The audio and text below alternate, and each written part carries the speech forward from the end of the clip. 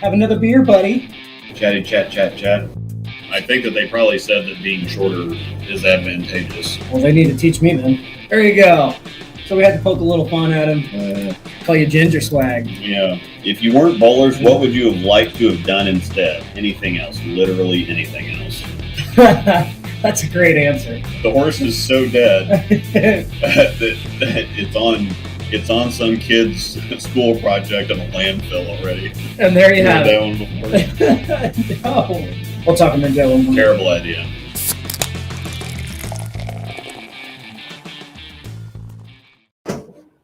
What's up?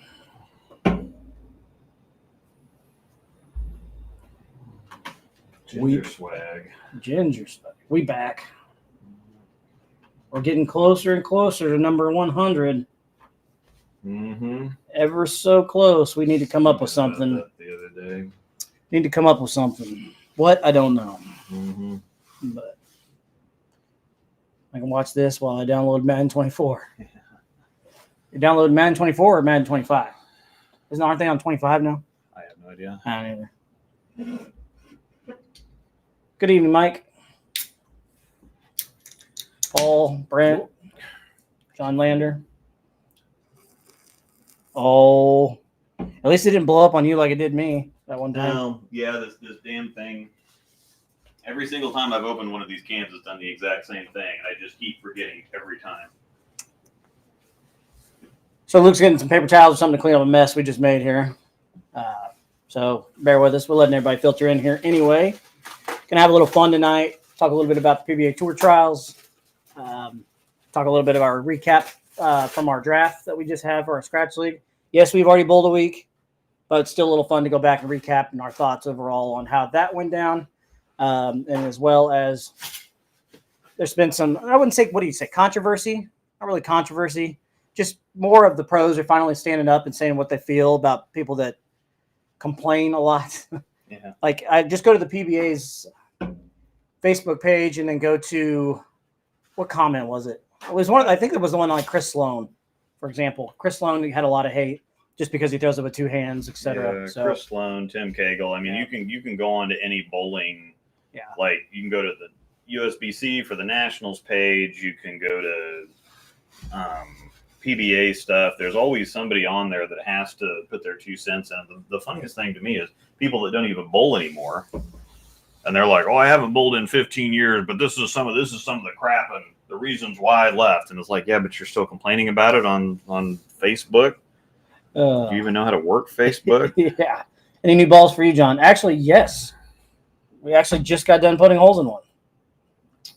I drilled an Ion Pro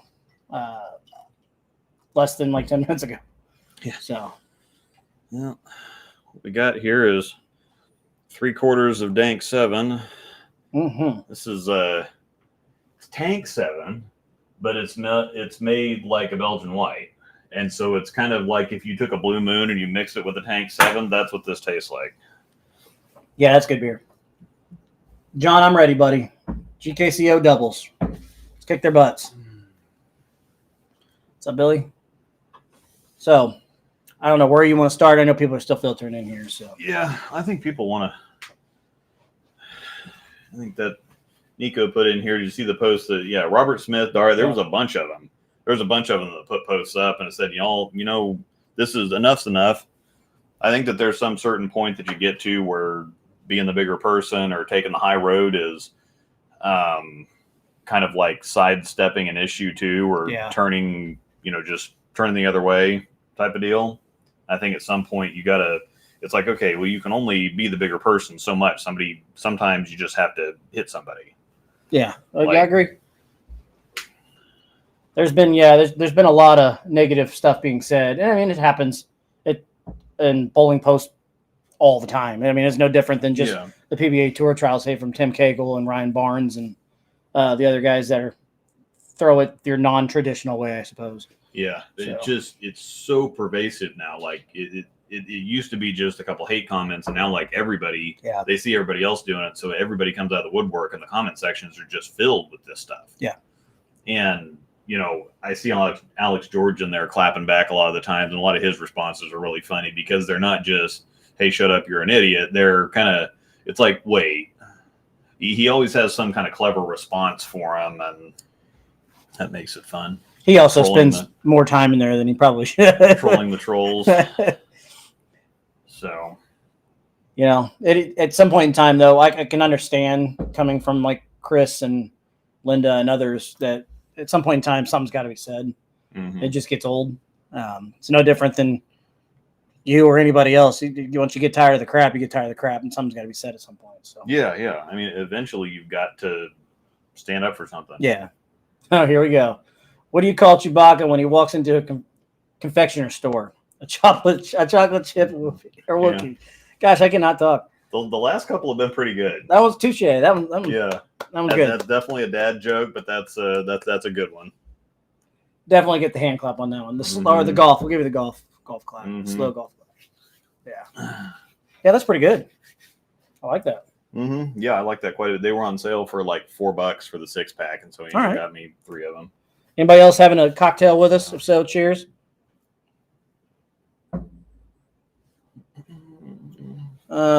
Yeah, we can open up with that since we kind of started on it. So yeah. Wherever I'll let you fire it off. I'll pull up the Facebooks and read the posts. Are you just gonna pop them up on the screen, or are you gonna? I'll just read them. Okay. I think we can popping up on the screen take too much work. Oh, yeah, that's probably true. I've also got my new merch in. This is inspired by a Facebook comment. Yeah. We were talking about the Masters and how they were this season. And Stu talked about it a little bit on Beef and Barnsley the other day. When people were talking about how rough of a season the lefties had it, and it's like, well, they had most of the year was tough, but then the World Series of Bowling was like the biggest lefty fest. Yeah.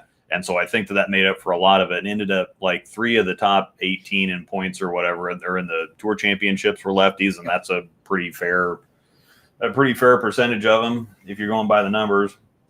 But yeah, Rick Benoit said, well, suck it up, Buttercup. Yep. So I'm like, well, that's perfect. So suck it up, Buttercup t-shirts. Didn't he say that directed to you? Huh? No, it was Michael Martell and him were kind of going back and forth about the whole thing. And Rick's like, it's like, well, you know, the scoring pace is a scoring pace. Sometimes you just got to suck it up, Buttercup. And so, yeah, I thought that was perfect to put on a shirt. Yeah, so I like it. I've got links in the description. And you have other colors too, right? Yeah, there's 6 or 7 colors for the hoodie, and I think there's 6 colors for the hoodie and 7 colors for the t-shirt. Perfect. So. And you said the link is in the description? Yeah, the links are in the description if you want to suck it up. And I might have Angel bring the hoodie down because the hoodie looks pretty sharp too. And actually, this is one of those things where she sent it Coolwick stuff, for whatever reason, looks better when you get it than it does on the website, which is really weird because most of the time, because she sent it to me and sent the mock-ups, and I'm like, well, we'll see. And then it's like, yeah, I get the shirt, and I'm like, okay, well, it was questionable on the legibility. It's like, well, I'm not sure if that's really going to show up that well or on certain shirts or whatever, and it really pops on the stuff. It's kind of like ours. So, I wasn't 100% sure when I saw the mock-ups of our merch. Yeah. And when I got them, I was like, all right, that's pretty cool. The breakdown pair shirts look really good. Well, the in hoodie. We're getting closer to the hoodie season. I love wearing hoodies, so excited to start wearing my hoodie again. I think she heard me as coming down with the hoodie. Oh, okay. So. Ken Caudell, Crown. Was it Crown and Diet Coke? All right, cheers. Ken Caudell's teammate just embarrassed the entire league.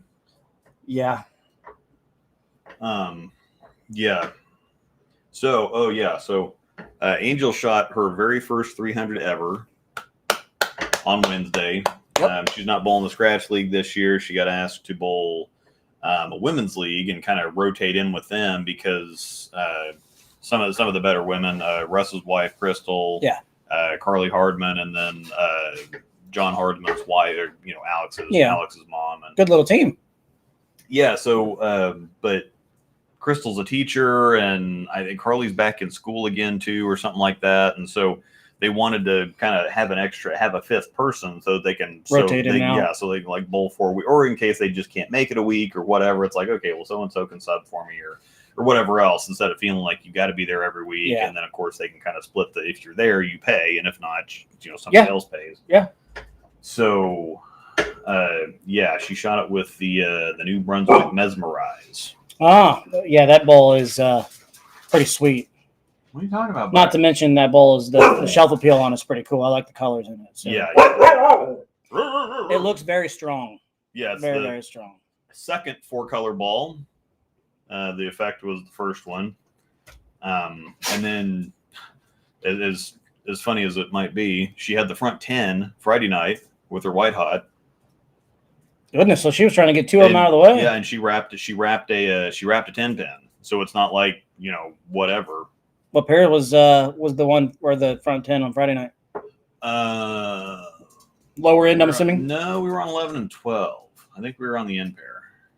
Maybe not. So you guys have 12 teams in that league, or do you have a volume team? Yeah, we got 12 teams, and they did something kind of interesting this year because they have, that league has always been a little, or really relaxed, I guess. And some teams, like there was a couple teams last year that had 3, some that had 4, some that actually had that even went all the way down to 2. So what they did is they made it a 4-person league instead of a 5-person league. Mm-hmm. But if you still had 5 people, you could bowl with 5 people if you wanted to. And so we've got 5 on our team. I think there's one other team in the league that had 5 on theirs, but the rest of the teams have 3 or 4. And so they just made it a standard 4-person per team league, but they didn't want to break anybody up. Right. Like if people had 5, it's like, well, you now have 4 teammates. It's like, no, you can, or 4 people on the team. It's like, no, you can have 5. If you already had 5, or if you want 5, you can have 5, but never heard of a league doing that. So that's kind of cool though. Mm-hmm. How do they work on wins and losses? I think it's just all the. If you have a 5 compared to somebody that's got 4, I think that there's an extra vacancy spot or something. I can't remember how they said they were going to work that. Okay. We were on 7 and 8 Friday. No. Okay. Samson. Yeah, I think we're on 11 and 12 the first. I think we're on the end pair the first week. Yeah, we can talk too here in a bit. We can also we're team 11. Talk a little scratch because you and I actually throw down this week. Yeah. According to James, anyway. We were right next to each other. Hi. Hi, Buck. I think he said 13 and 14. Where, Buck? So, hi. What's up, buddy? People. What's up, buddy? What's up? What do you think, Buck? Uh-huh. He said, I'm gonna clean up that beer is what I'm gonna do. All right. I mean, I guess I could pull it up too. No, Bucko. You're a funny What are you Buck. doing? What are you doing, Buck? He just wants to sit here and stream all night. Are you bored? I know it's too hot outside for yes, it is fluffy bucks. Not sure where everybody lives. It still is summer, but in Kansas today it is hot. It's been really weird because we had a couple days where it was kind of chilly in the morning. Yeah, like it got down to the 50s overnight. Okay. Yeah. All right. He's going back and pulling up Facebook posts. Mm-hmm. Sorry, we got sidetracked about? here. Shocker. That would never happen. You want to start with hers? Oh, well, here's another one. Well, hers is about her health. Yeah, so Diana Zavialova had the same thing happen to her that Shannon O'Keefe did. She got the yips. Yeah. And so she's at, some of you watched on Bowl TV or in person noticed I had to stop mid-approach because I just couldn't deliver my shot. So I had to try again. Some shots got so bad that I had to stop mid-approach 3 to 4 times in a row just so I could finally deliver one shot. So, yeah, and this is, if you've ever had the yips before, it's just crazy. Yeah. It's just insane that you can be doing something just supernaturally and then all of a sudden it feels like trying to start on the wrong foot. Yeah. So if you go, and there's some people who have gotten used to going from a 4 to 5 step approach, and I can interchangeably go back left-handed and right-handed, but if I tried to have like a 6-step approach or a 4-step approach, one way or the other, or tried to go back and forth, there's absolutely no possible way. Or it's like trying to write with your opposite hand or something. Mm-hmm. Like you can kind of make it happen, but it's really slow and deliberate. Like she could have walked to the line and thrown the ball, but it just wouldn't have been anything that resembled anything close to an actual bowling shot at a professional level. So the same thing happened to Keeler in Tulsa a couple years ago when we were still going with Keelers, and Angel actually ended up bowling for him. because he shot something like 420 or 430, and because he kept guttering. And we're talking somebody that averages 220 plus, that cruise, especially in Tulsa too. He always bowled really well at Andy B's for the most part. Yeah. Figuratively as well as anybody can bowl at Andy B's. But yeah, he just got the yips and his feet just got off, and it's one of those really weird things. And I've had it happen to me too before, but luckily it was in practice and it didn't last very long. But it's kind of like you'd go to start and it would feel like, okay, wait, which foot am I going with? And you just start doing this little shuffle step thing, and it's wild. Yeah, that's kudos to her though for actually getting on here and blasting it out there. Like what happened? Because I mean, she could have never said anything. I thought for some reason it was something was wrong with her health. Mm. Yeah, no, it's just because the same thing happened to Shannon O'Keefe, and as far as I know, Shannon O'Keefe is still kind of dealing with it a little bit. She doesn't bowl. She bowls like practice and stuff. Yeah, but it caused significant problem. Like, it was just a disconnect. It wasn't even just, okay, I got the yips, whatever else. Diana says that she has not tried to bowl again since she withdrew from the tour championships, and she says she wants to talk to a psychologist, and just every time she thinks about bowling, she gets choked up. So I think it'll be a little while until she's back on the lanes, but she wants to make sure that she's in good shape before she gets back out there. It's crazy because she's probably somebody that bowls 1 million games a week in practice when she's getting ready for a tour season and everything else. And then for that to just out of nowhere, I mean, I'm sure it's embarrassing as heck. Oh yeah. I mean, yeah, because you're on, you're in a public spotlight. Yeah. It just, and that goes along with our topic though. Yeah. We were talking about, because people are vicious. Now she's got 440 comments, and I'm betting you 100% of them are positive. I bet you anything. On this type of post, yeah, I think so. Yeah. So yeah, best wishes, whatever else. Thanks for sharing this, all this stuff. Okay, well, I need to go to Linda anyway. So yeah, she had something to say. Yep. There you go. Had enough. Bowlers, we can do better. The PBA Tour Trials was huge for all the players last week. Stu Williams had something ridiculously hilarious to say on Chris's post about it. Oh, okay. Because Ryan's a two-hander. Yep. He made it through tour trials. We'll talk about that in a little bit. PBA Tour Trials was huge for all the players last week. I've seen so much negativity on social media these past few days, from the two-handed bashing to the lack of understanding of emotional outbursts. Two-handed bowling's here to stay. The game's evolved. Get on the bus or get run over.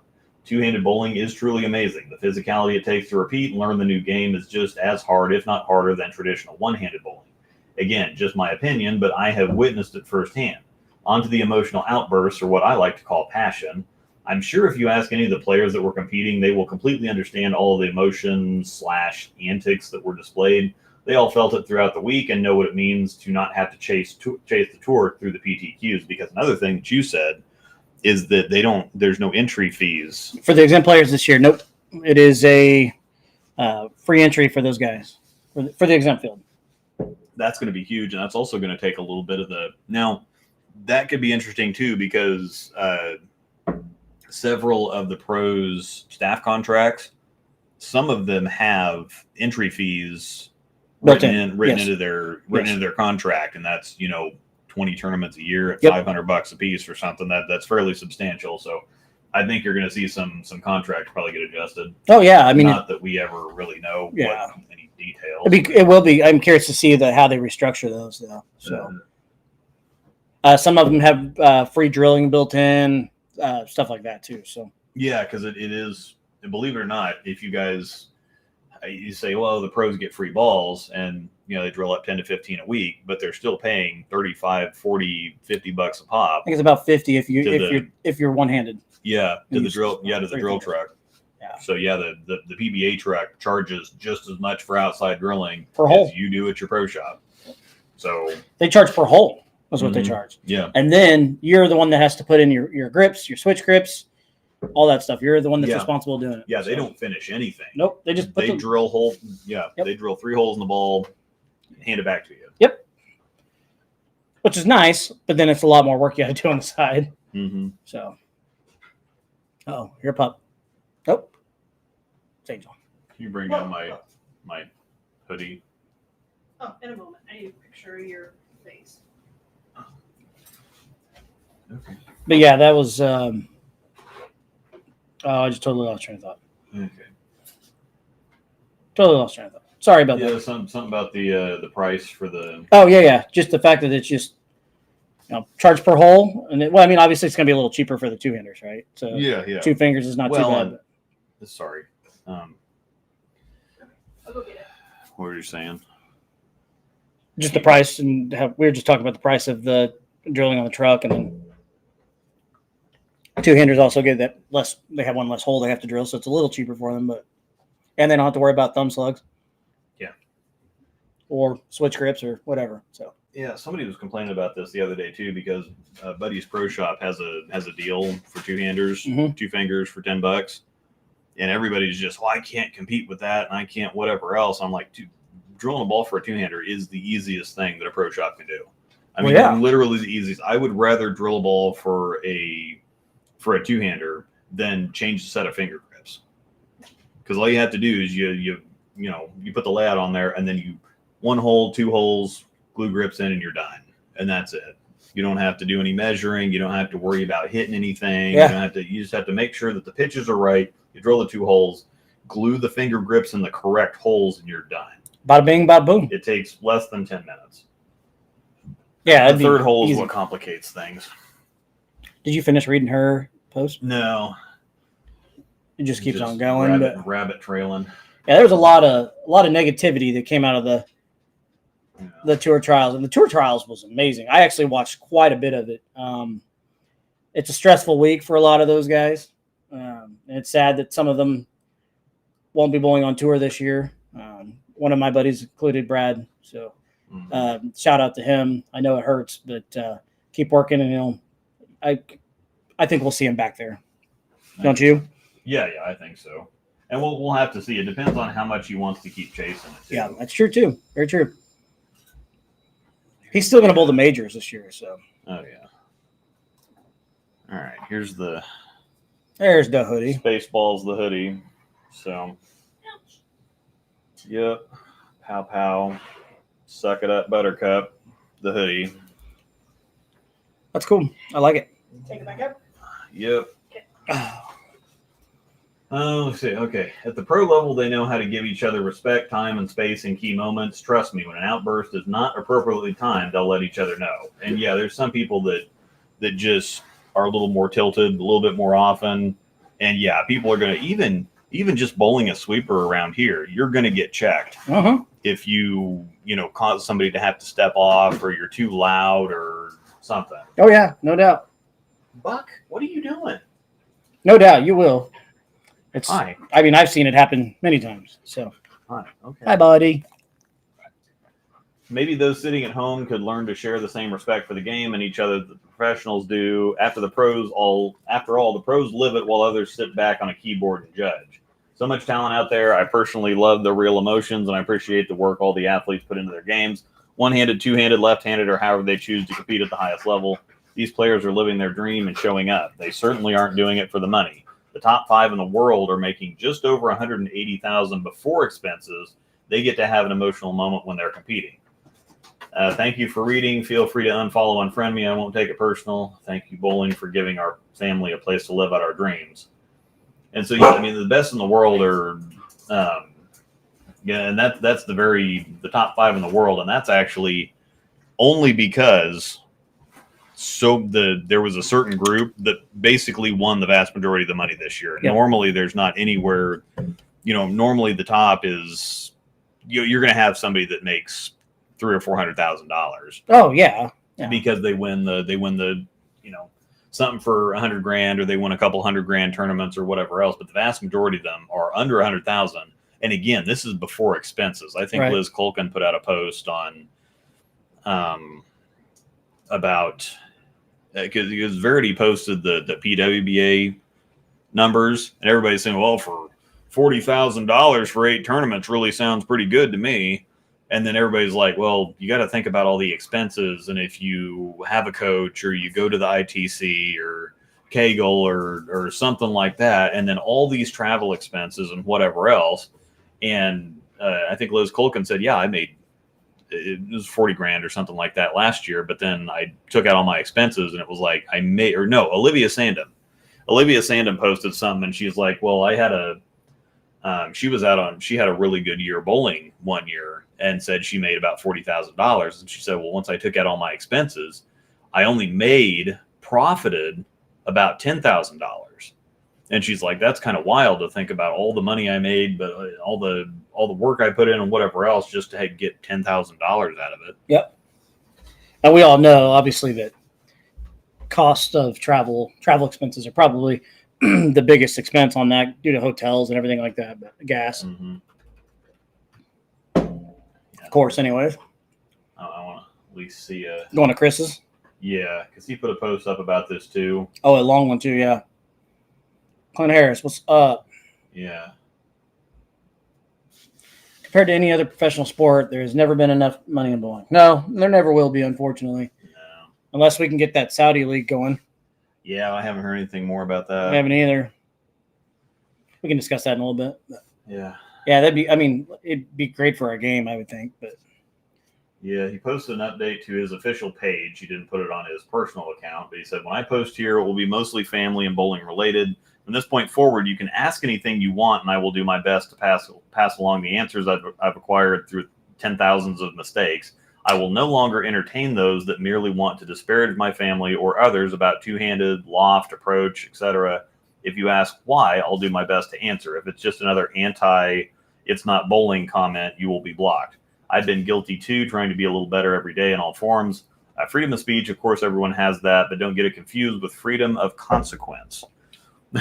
So yeah, feel free to say whatever you want, but feel free to get punched in the mouth too. Yeah. I challenge my other professional brethren to follow suit, educate where we can, but leave the antis no more platforms. And I think that's the thing, is that everybody's, oh, well, you got to be positive and, don't sink to their level and whatever else. But then the Lion King thing, the hyenas take over the Pride Lands. And, but yeah, there's one of these I've got to find studio. He gets a two-hander in his family, and now he's the voice of reason.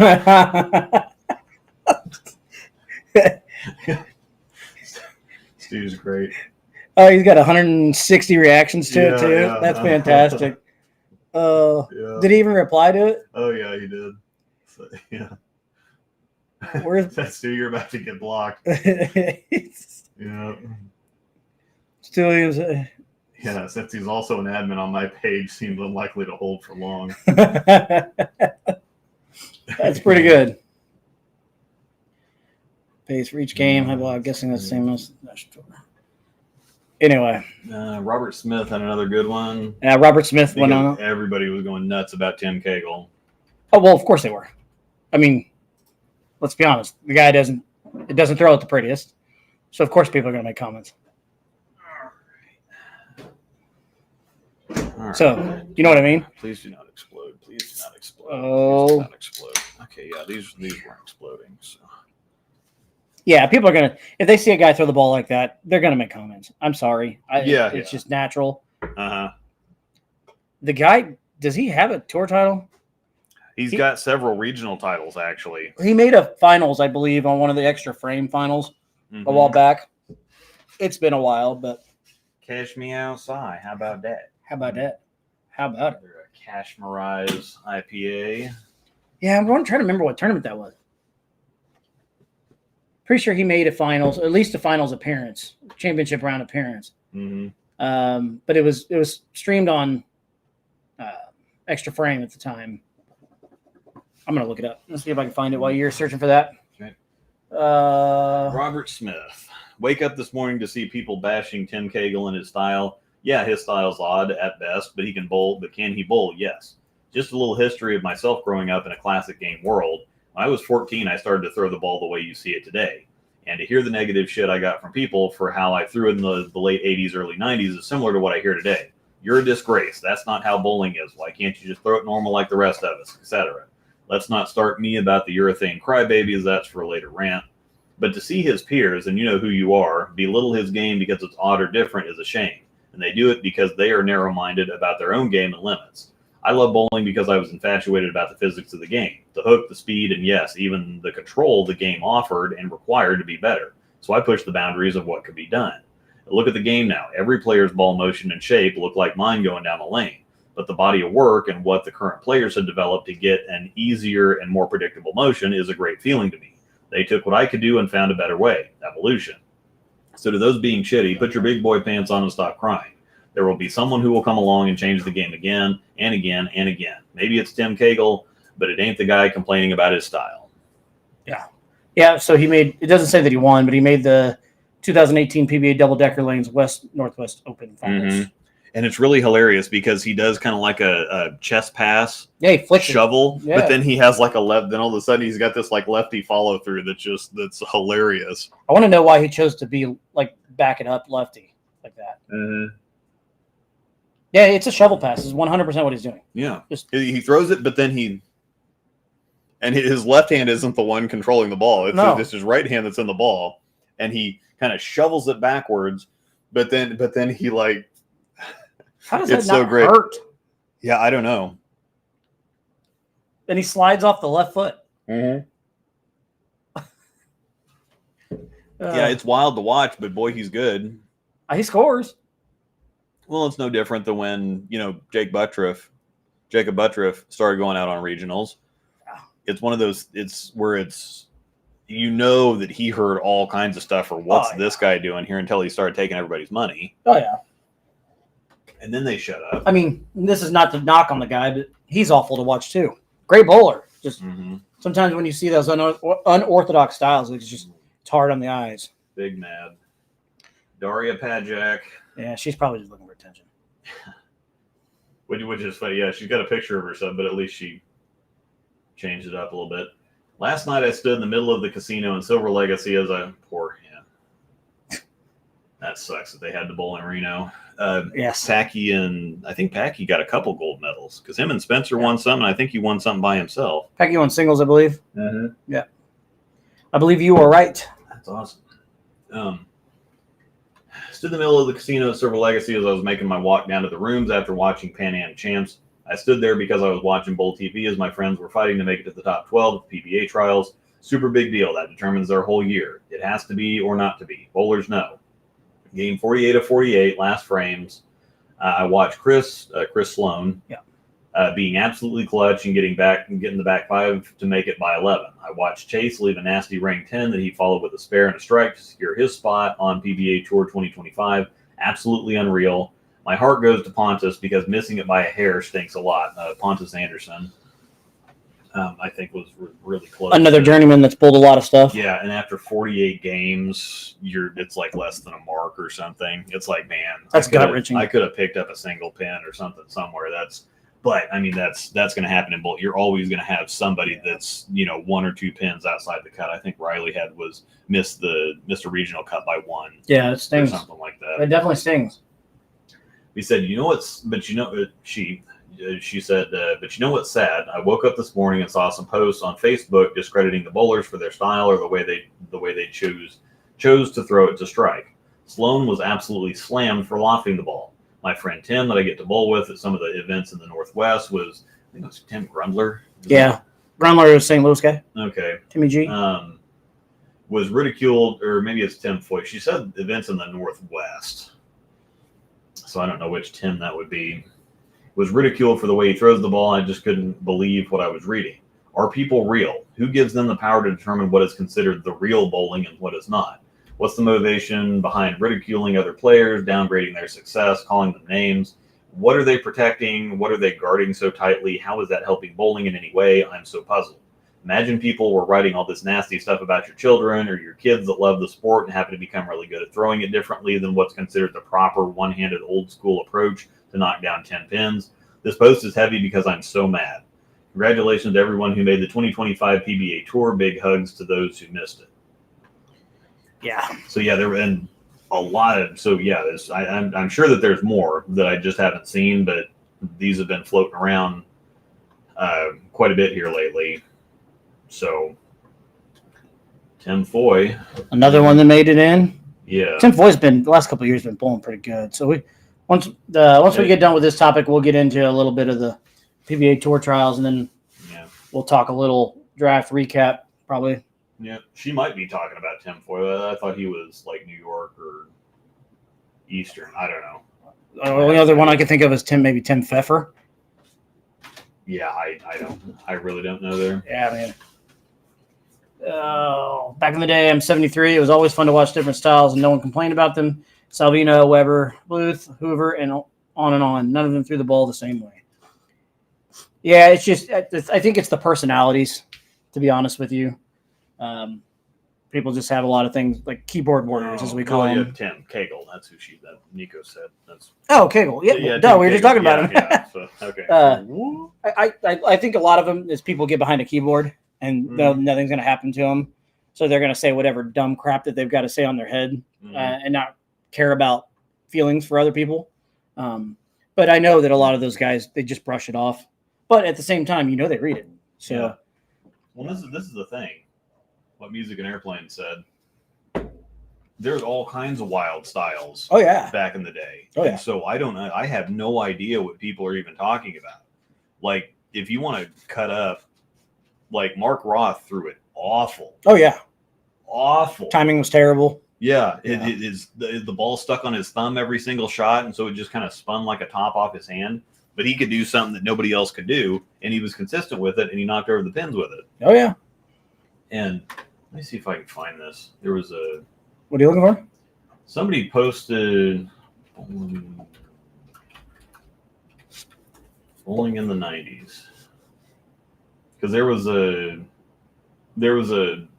video that said bowling in the night. There was somebody shared it. It was either Instagram or Facebook or something that said bowling in the 90s was wild, and they showed a bunch of really weird styles.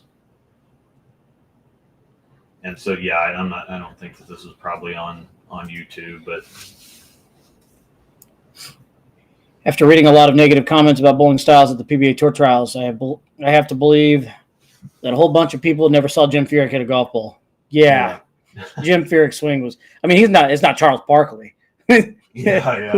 We could talk bad about Charles Barkley, all right, but Jim Furyk's swing is so like it's got that hitch. Yeah, the one commentator says it looks like an octopus falling out of a tree.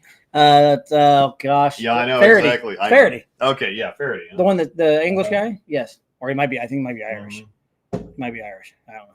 Yeah, maybe. It's like that's the same thing. It's like everybody's going to talk about odd swings and whatever else, but there's always been a million different ways to succeed. To get succeed from point A to point B. Yeah. I agree with that 100%. It's just like I said, people are going to bash just to bash, just something to do. Yeah. I mean, let's be honest, and I mean no disrespect to anybody, but a lot of the people that made the comments are people, they're older folks that don't really watch bowling the way it is anymore these days, and then they see that, and then they think, well, that's stupid. Why, this isn't how it's supposed to be done. Yeah. John Lander said I was actually thinking Ron Williams anyway because he was a no-thumber. 1, 2, 3, 4, 5. And he had like. Oh yeah, Ron Williams. Yes. Yeah.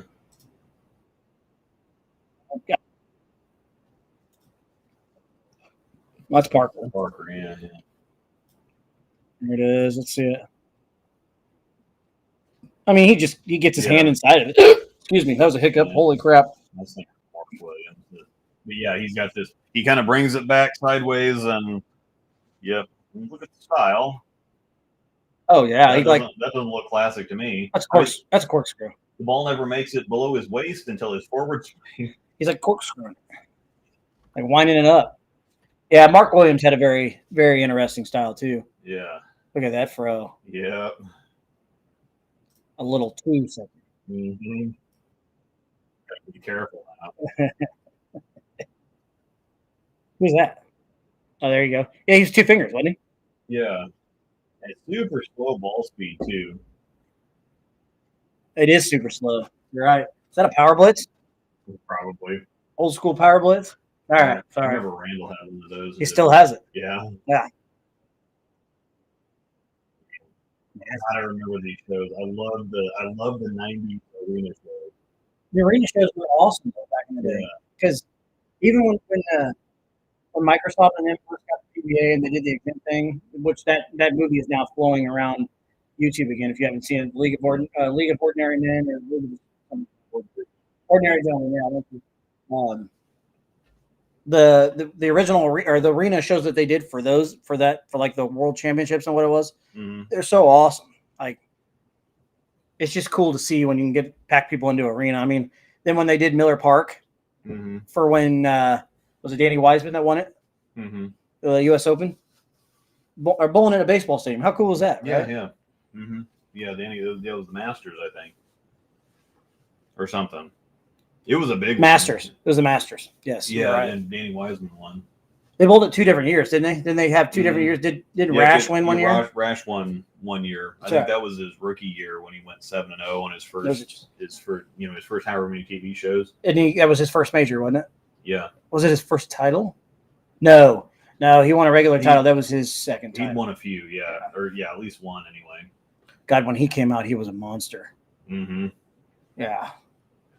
Well, see, this was part of my deal too, because people are so critical of this that after I hurt my shoulder, I threw it really weird right-handed. I kind of turned it back in my backswing, and it was kind of like Matt Phelps, but not as pretty, because he always turned it behind himself and lifted it up and then kind of scooped behind it.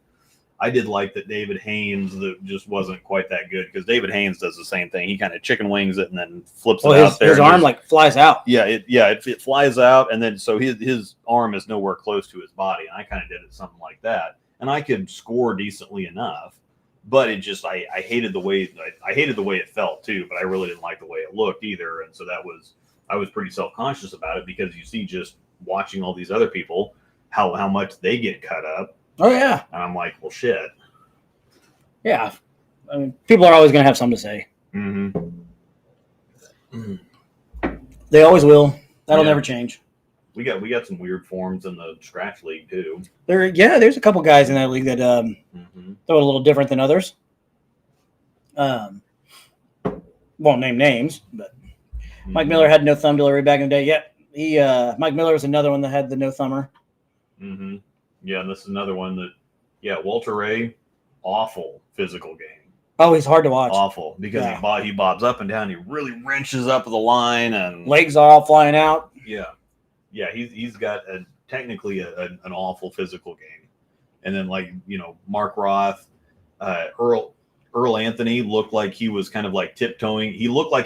Earl Anthony looked like he was bowling with the wrong hand, because everything was just so slow, and he'd get there and then he'd kind of flip it and the fingers would go out. But I mean, he just knocked pins. That's what happens when you don't miss. Like Walter just didn't miss, especially when he went on that heater late 90s, mid 2000s. Dude was just, you couldn't beat the guy. Yeah, Dave D'Entremont, he was nasty, but he threw it different. He really was, he was like, he's cupped. Yeah. Just put it out. And rest in peace to him. I believe he passed away a few years ago. I mean, I never seen anybody whose wrist was that cupped throughout the entire, from start to finish. Because he'd get up to the top and it'd still be like this. Yeah, and then wrenches on at the bottom. I don't know how he did it, but you want to talk about a crispy physical game. Thinking about it, I guess everyone who isn't me has pretty weird form. I seen Walter Ray throw it two-handed. I think he looked better two-handed. Red ball up 5. I'm not gonna lie, I think you're right too. He probably does throw it better two-handed, or look better anyway. As long as you repeat shots, doesn't really matter how you get there. Exactly. As long as you're successful getting from point A to point B, who really gives a crap? Does it mean that we really like to watch it? No. But I'll definitely make a comment on it myself. Like, man, that guy throws it really funky. I remember that Oscu showed up on the U.S. Open show. He was bowling Pete Weber in 2005-06. And people were like, "What the heck is this?" Well, I thought it was stupid at first, but I had worked in the pro shop, and I don't know how many times I would just repeatedly people would come, "What's your biggest hook and ball out there? What's your biggest hook and ball out there?" And so that's what I thought it was. I'm like, okay, well, my God, now we're using two hands to see how much we can hook it. But the fact that he made a U.S. Open show paused Yeah. me, and I'm like, oh, well, I mean, you can't just. I thought, well, this is stupid. Somebody just wants to see the ball hook even more. But I'm like, but wait, I mean, he made the U.S. Open show, so there's something to that, Right. and so it made me stop and think. And then once you're in that, the thing that everybody's complaining about is like, well, the thumb being in the ball is supposed to be like one of those natural difficulty of the game type of things, and I'm like, no, it isn't. Why would It's that a- be? Yeah, it's a different way to throw the ball. I mean, how you deliver something, whether it's shooting a basketball or throwing a football, or I mean, Mahomes made a behind the back pass I saw that. the other day, and it's like, why does it matter how you deliver it? The point is, isn't it achieving the objective of the game, and the better you can do, or the smarter you can do it, or Yeah. whatever else, whether it's better shooting, or faking your opponents out, or whatever else. Like baseball pitchers, some of them throw it straight over the top, some of them throw it sidearm, some are the submarine that look really stupid that they basically just like underhand it, lift the ball off the, Young Kim that drag their knuckles on the grass, getting rid of the ball. looked But like it's they just like, got done playing a game of quarters. yeah. And everybody can say that that's stupid, but it's like, well, I don't care how they deliver the ball. It's a tactic to make getting the objective of the game easier, and Right. taking your thumb out of the ball makes it a whole lot easier. Well, to a certain extent, in a certain way. But the problem two-handers have is they can't reduce their rev rate. Right. Like a lot of one-handed bowlers can they can adjust their rev rate a whole lot easier. And the two-handers, you just can't really knuckle ball it. There's a lot of things that one-handers can do that two-handers can't do, and vice versa. So Yeah, and I don't necessarily I think two-handed to get the scores up, I think is easier, because you just have higher speed and you just have more power. More power is not going to knock the pins down. It doesn't necessarily, especially on a half shot, doesn't necessarily mean that you know what you're doing, correct. or that you're going to succeed in anything beyond that. Correct. But That is a fact. yeah, you used to have Luke used to have a funky backswing with a ton of moving parts. I'm trying to figure, and that's actually why I just had the lane level view in my videos, because the ball roll looked great once it hit the lane, but I didn't want anybody else seeing the rest of it. Oh, your ball roll's It's fine. like, oh my god, this guy throws it like an idiot. Mhm. But you just see the ball roll, and it's like, oh man, this guy's pretty good. So yeah, I just did the lane level And then they found look. out. Yeah. No, I'm just messing with you. And then I decided to expose myself Oh. like Pee Wee in a movie theater. Oh gosh, sorry. I just had to mess with you. To me, I don't care what you like getting the line, as long as you follow the rules, using all drilled holes, staying behind the foul line. I might comment on it, but it is what it is. Well, yeah, I mean, I'll think to myself, man, that guy throws it like shit. Yeah. But it doesn't mean that I'm gonna walk up, pick up my phone, and talk mad shit on him on like a public post. Like just keep things to yourself. Well, and that's the thing, is you can comment. It's like, man, that guy throws it really Yeah. weird, but that's different than like actually getting angry. This is what's ruining bowling, and this is so stupid. Put your thumb in the damn ball like a regular bowler, and that's where it crosses the line. Yeah. Roy Munson has a super weird Yeah. form. Dude doesn't even have a hand. Huh. Looks like rubber, not the hand. Touche the ring. on that one. Yeah, not the hand, the ring. Gosh, that's good. I was not expecting that one, so thank you for the laugh. This guy and make his left hand look just like his right hand. Oh, that movie is so good. Hi, not you. Bill Murray. Yeah. Hi. Yeah. Yeah. Bill Murray's ridiculous. Kentucky. Good old Mm. Bill Murray. Did you have some more points you want to touch on this? I don't think so. We've actually been talking about this for almost a solid hour. I know. I knew it was going to take up a little bit. Want to get into the tour trials? Yeah, let's talk about the tour trials. Okay. And we can talk about our draft league nonsense afterwards. Oh, yeah. If people even care. Yeah. So we just completed last week the PBA Tour Trials, a grueling format of 48 games in 4 days, I think is what it was. 4 days? Yeah, I think it's kind of crazy. 6 games a day, but each day was at a different center, or 6 games at 12 games a day, 6 games a squad. Thank you. And you think about it, you bowl in the morning, you bowl 6, about 5 on the pair. So the format, it's going to be a little slower paced. And then you get a little bit of a break to come back and bowl again, another 6 games at night. Mm-hmm. They're not getting out of there until I'm hearing that some of the guys weren't even getting down the center until almost 1 o'clock in the morning. Turn around, get up, bowl again. All of them to battle for the top 12 spots for the right to be an exempt player on the 2025 PBA Tour, which the reason they did the format this year and going back to the exempt status is because, like we talked about, the exempt players this year, in 2025, will not have to pay entry fees. Entry fees are going to be waived. So that is a huge, huge thing. Obviously, when you don't have to pay for something, it is a big deal. But think about how much stress it takes off those guys' shoulders when they don't have to worry about, shit, I got to pay $400 this week. Yeah. I'm grinding. I'm not making any cuts. So if you have a couple bad weeks, boom, you're still alive. You're not losing as much money. Yeah. I mean, you think you missed a cut 2 weeks in a row, you just saved $800. So 800, 1,000, whatever it is. 500. So go through the list real quick right here. I've got the top 12. Unless you want to read that, you can go ahead. Yeah, just several of the ones that were in the top 12 actually bowled 60 games in 5 days because of the PTQ. That's correct. PTQ to get into it. That is correct. So our top 12, we're going to start from 12 to 1. International player, most of you know, and was also catching a lot of hate from our previous conversation. Chris Sloan, who was our 12 seed, he did have to. He nutted up and threw 4, the back 4. I think it was back 4 to secure. Dari, she said back 5. Back 5 to get in by 11. Yeah, I mean that's crazy. That's just hamming up right there. Mm-hmm. Chase Nadu throws it really good. Andrew Hall, he's been kind of coming around. He's a newer guy. Yeah. Nathan Bohr.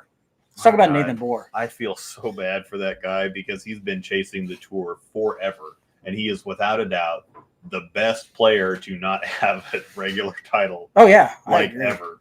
His physical game is so good. Yeah, he throws it so good. And there was one time that I thought he had a really good shot at doing it, but it was on one of the elimination shows, and it was like Cheetah. It was on Cheetah too. And he shot like 230 or 240, and was the first because it was the low score. Yeah. And it's like, how is this? Of course, Cheetah is pretty high scoring, but it's like, man, you make a show, shoot a good game, and it just doesn't happen. Like and he's been chasing it forever. Well, kudos to him though for still fighting and getting in. I mean, that's awesome. He's not getting any younger either. So because I think he's older than I am because he was I can't remember if he was with Russ and them, or if he was a little bit later, because I remember that Sean Rash was a freshman when Russ and all those guys were their senior year. I want to say he was a little earlier. Yeah, I think he came right before. I think he came before Russ. Let me see, because he was on the Rash. I believe he was on the Rash Wichita State Championship. Well, so that would have been a little bit later. So he's 44. Maybe. So he's 44. How old's Russ? I think Russ is a little bit. Well, no. So okay, he bowled with the Shockers from 1999 through 2003. I think he was there at the same time as those guys. Oh, then maybe he wasn't. Yeah. No. He's got like 30 regional titles. Something crazy. He's got. I don't know if it's that many. But he's got a lot. Yeah. Is that Royal, Chris? Yeah, I typed in Russ. Oh, you typed in Russ Wilson. Sorry, I thought we were still on there more. I don't know. Let me see. Here we go. Oh yeah, here you go. Yeah. Nathan Bohr. Crystal Scott was there in 2000. Tim Penner. Tim Penner was a good one too. I used to love watching him when I was younger. Bill McVeigh in 0102. Honorable. Chris. I know Russ was there with Chris Green and them. Russ Wilson 2003, 2004. So he was still there in 2000. He was still there in 04, Mark Bufa, Chris Green, Clara Guerrero. I forget that Clara Guerrero went there. Jay Futrell 0506. So, which he did bowl with Futrell. Mm-hmm. So was he before? Was Bohr right before him? Rash in 0203. So those guys were all there kind of at the same time. Kevin Tabron. So those guys were actually there after Sean Rash. Sean and Nathan were there together. God, they had some good teams in the early 2000s, like some monster teams. Nathan Bohr was there a little bit for the rest. Crystal Scott's all over this. Rookie of the year, first team All-American, academic All-American, honorable mention All-American. Good God. Crystal Scott. So Nathan's been chasing it. Kudos to him for making it. I'm sure he's pumped. Bailey Maverick's the next guy. Two-handed righty that actually throws it really good.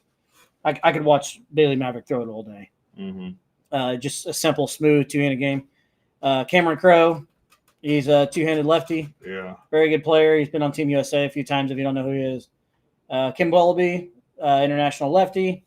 I could have sworn he was from Australia too. It says he's from Sweden. No, I think it's from Sweden. I could have swore he was from Australia. Probably showing. Put another shrimp on the barbie. Ryan Barnes. Kudos to Ryan Barnes. I'm really curious how this is going to work for Ryan Barnes with him still being in college. It's, you know what I mean? What are your thoughts on that? Ryan Barnes still being in college. With him being exempt on the tour now. Yeah, I mean, if he can do it, do it. But it you would think that it would run into their college yeah, season. it does run into the season. It overlaps quite a bit. But I think if that's the direction that he's going, then I mean, I guess he could just take classes and not bowl on the team anymore. Nate Purchase. Nate Purchase actually had a pretty good week. I think he shot 300 multiple times during the week. I know he did it at least once. maybe Wallaby sounds like Wallaby, and that's what I got in my Gosh, Kowallaby. Yeah, Nate Wallaby. Purchase. Tim Foy, another two-handed righty. Nate Purchase also a two-handed righty. Tim Foy's been chasing it for a while. He's not that old though, but he's been out there chasing PTQs and things. Brandon Runk, two-handed lefty, or not two-handed lefty. I'm sorry, one-handed lefty. Throws it pretty good, and then Hayden, which Brandon Runk has a TV show. Man, Ryan Barnes graduated this year. No, So he that's didn't. what. Yeah, I know, right? Yeah, he said everybody's saying, yeah, he graduated. That's What? hilarious. I don't know. Well, this was. That kid has not been in school for 4 years. Well, I was watching Bowling with the Fef had Julia Bond on the other day. I saw that. She was talking about like what it was like when she was the freshman, and now she's getting to watch other kids grow up, and like Jillian Martin's already a junior this year. Wow. And it's like she was 15 just like 3 years ago, I thought. But no, she's 20 and she's a junior in college, and it's just, I guess things just really go that fast. I'm looking right now. I don't know. Looking That's right crazy. now. I'll be a son gun. He was a senior. Wow. It feels like he just entered there. Like, I went to school there 2 years Yeah. ago. Yeah, even without him, they still got a nasty lineup. Like Brandon Bono's filthy. Samuel Calderon. Well, it feels like Bond is only a sophomore. And it feels like he's been there 6 years. Yeah. TJ Rock felt like he was there forever. Right? Yeah. He's still there. Braden Malish is filthy. Oh, yes. Disgusting. Yeah, he's good.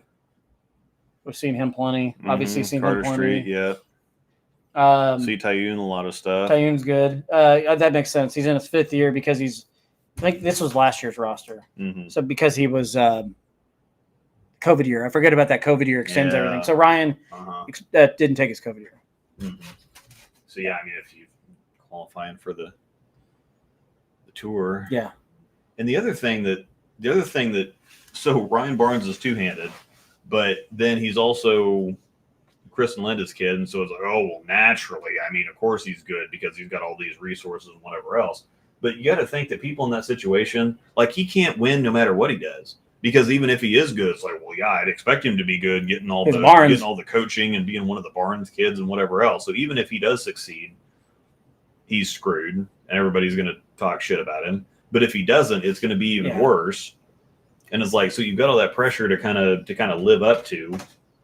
But he still has to put the work in and throw the ball. I mean, just because you have advantages, right, doesn't mean that people take advantage of them. Most of the time people don't. That's the thing that you always hear. It's like, oh yeah, mommy, daddy has money. And then the kids don't amount to anything because they're just cruising on their parents' money. And, he still has to be the one out there working and practicing and whatever else. I don't really care what kind of advantages you have. Sure, you might have a leg up on somebody else. Yeah. That doesn't mean that you don't have to work. You still got to put in the work. Right. I mean, it's like the difference between somebody who gets a free ride in college and somebody that has to pay for it. You still have to do the work to pass the classes it sucks that somebody else is going to be paying off student loans for the next 10 or 15 years. But the one that gets the free rides still has to go to class. They still have to get the grades to graduate and whatever else. And it's like, sorry, but I don't really. Yeah. Everybody's got some kind of advantage in some certain direction in their life. It's called life.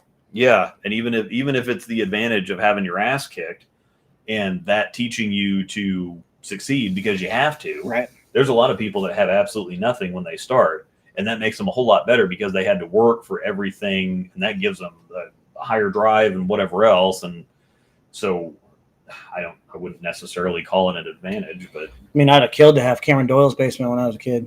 yeah. The dude had 2 really nice bowling lanes in his house, in his basement. Yeah. I mean, that hole downstairs was amazing. Yeah. That would have been nice to have.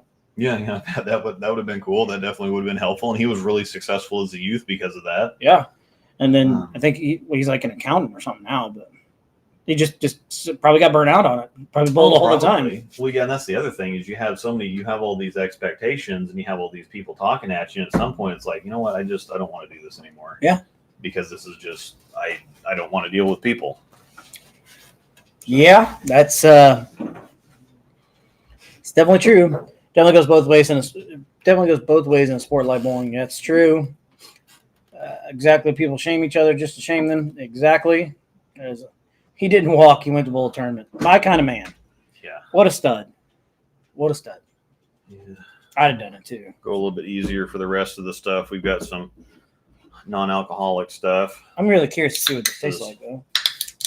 This one's good. And I'll let you try it out of the can first because we've had the problem before is where I thought I was going to trick you because I tried it and I'm like, well, this stuff's actually kind of good. And then I poured it out in the glasses and it was awful. Oh, that's okay.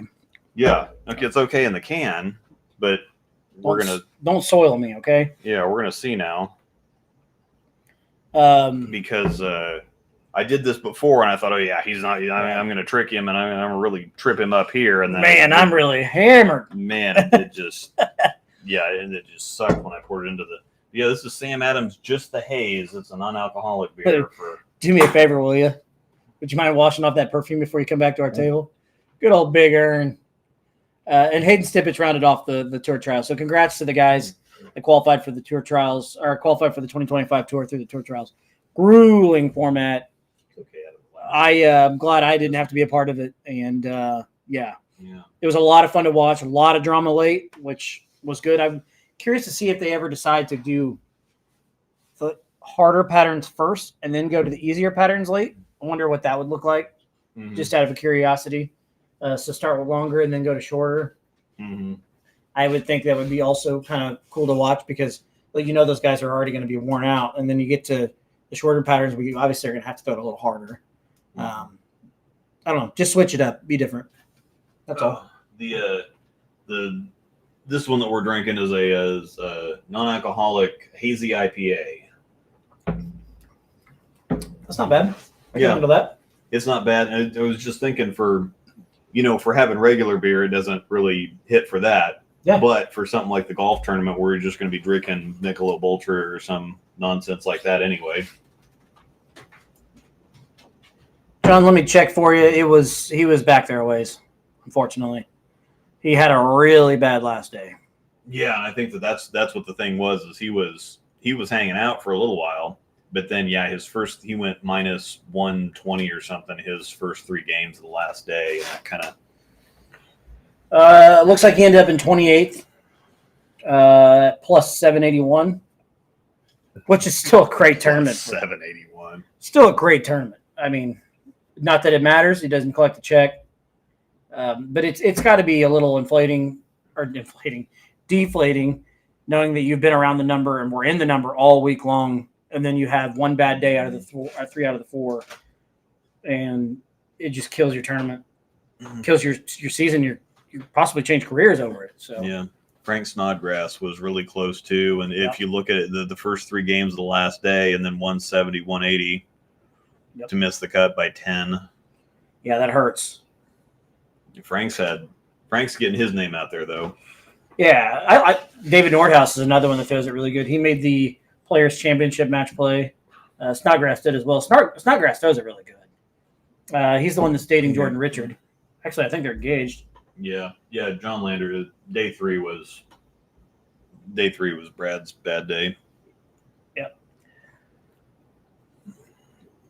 Let me look. Advancer. Yeah. No, it was the last day. So whatever day the last day was. Yeah, 3. Okay. Advancer round 3. Okay. Well, no, that's They're both advanced round 3. Well, that one says advanced round 2. Let me look at yeah, qualifying round 5. Here we go. No, that's not what I'm looking for. It's good. Yeah, advancer round. Yeah. There you go. No, that's not it either. What the heck? Yeah, do advancers round 1. It's so hard to figure out because they had those several different squads. Still a day out and- of it's this one. This is the one that's accurate because that's the Ryan Barnes, Wallaby Crow, Bailey Maverick. Well, yeah, we're trying to see when Brad had it, but what Brad's scores were on his bad day, because that one was still that was still a pretty solid day. It was his very last block, I believe. 206, 206, 225, 223, 186. It's not showing all the scores, but yeah, I know there was one squad where he had a couple 160s. Wonder if I see final standings, if it won't show me the. Yeah, it's not showing me. They're round 3. It's only showing. Would you stop it? Yeah, it's not showing everything, but yeah, it might have even been the last block. I know he had a couple 160s in there. Yeah, he just had a pretty bad start to one of the days. Yeah. It's got to be deflating. Mm-hmm. Well, and he's had such a disappointing year too. We thought he was going to win national. We thought he was at least going to win singles at nationals. Just get your heart ripped out from underneath you. Last day, last squad. Yeah, and that's what Paul Wolf says. Like, this is the most Brad Miller thing that he's ever heard. Yeah, he's got bad luck. It is what it is. Champions will be allowed in. What is that? Champions will be allowed in based on a priority list and will have to pay an entry fee. Yes, they will. So the guys have titles but didn't get. Yes, they're allowed on priority, but yeah, they'll have to pay entry. So only the exempt status players will get the free entries, which still is a game changer. Mm-hmm. At least I think so, anyway. But all right, we got about 50 minutes left. Do you want to get into our draft? Yeah, we can talk about the draft stuff, because we did have the draft. We got our teams, and then we had the first week of competition last Thursday. This will be week 2, and we're actually bowling each other. Apparently. Week 2. So we'll see how that goes. Allegedly, yeah. We're just going off James. Yeah.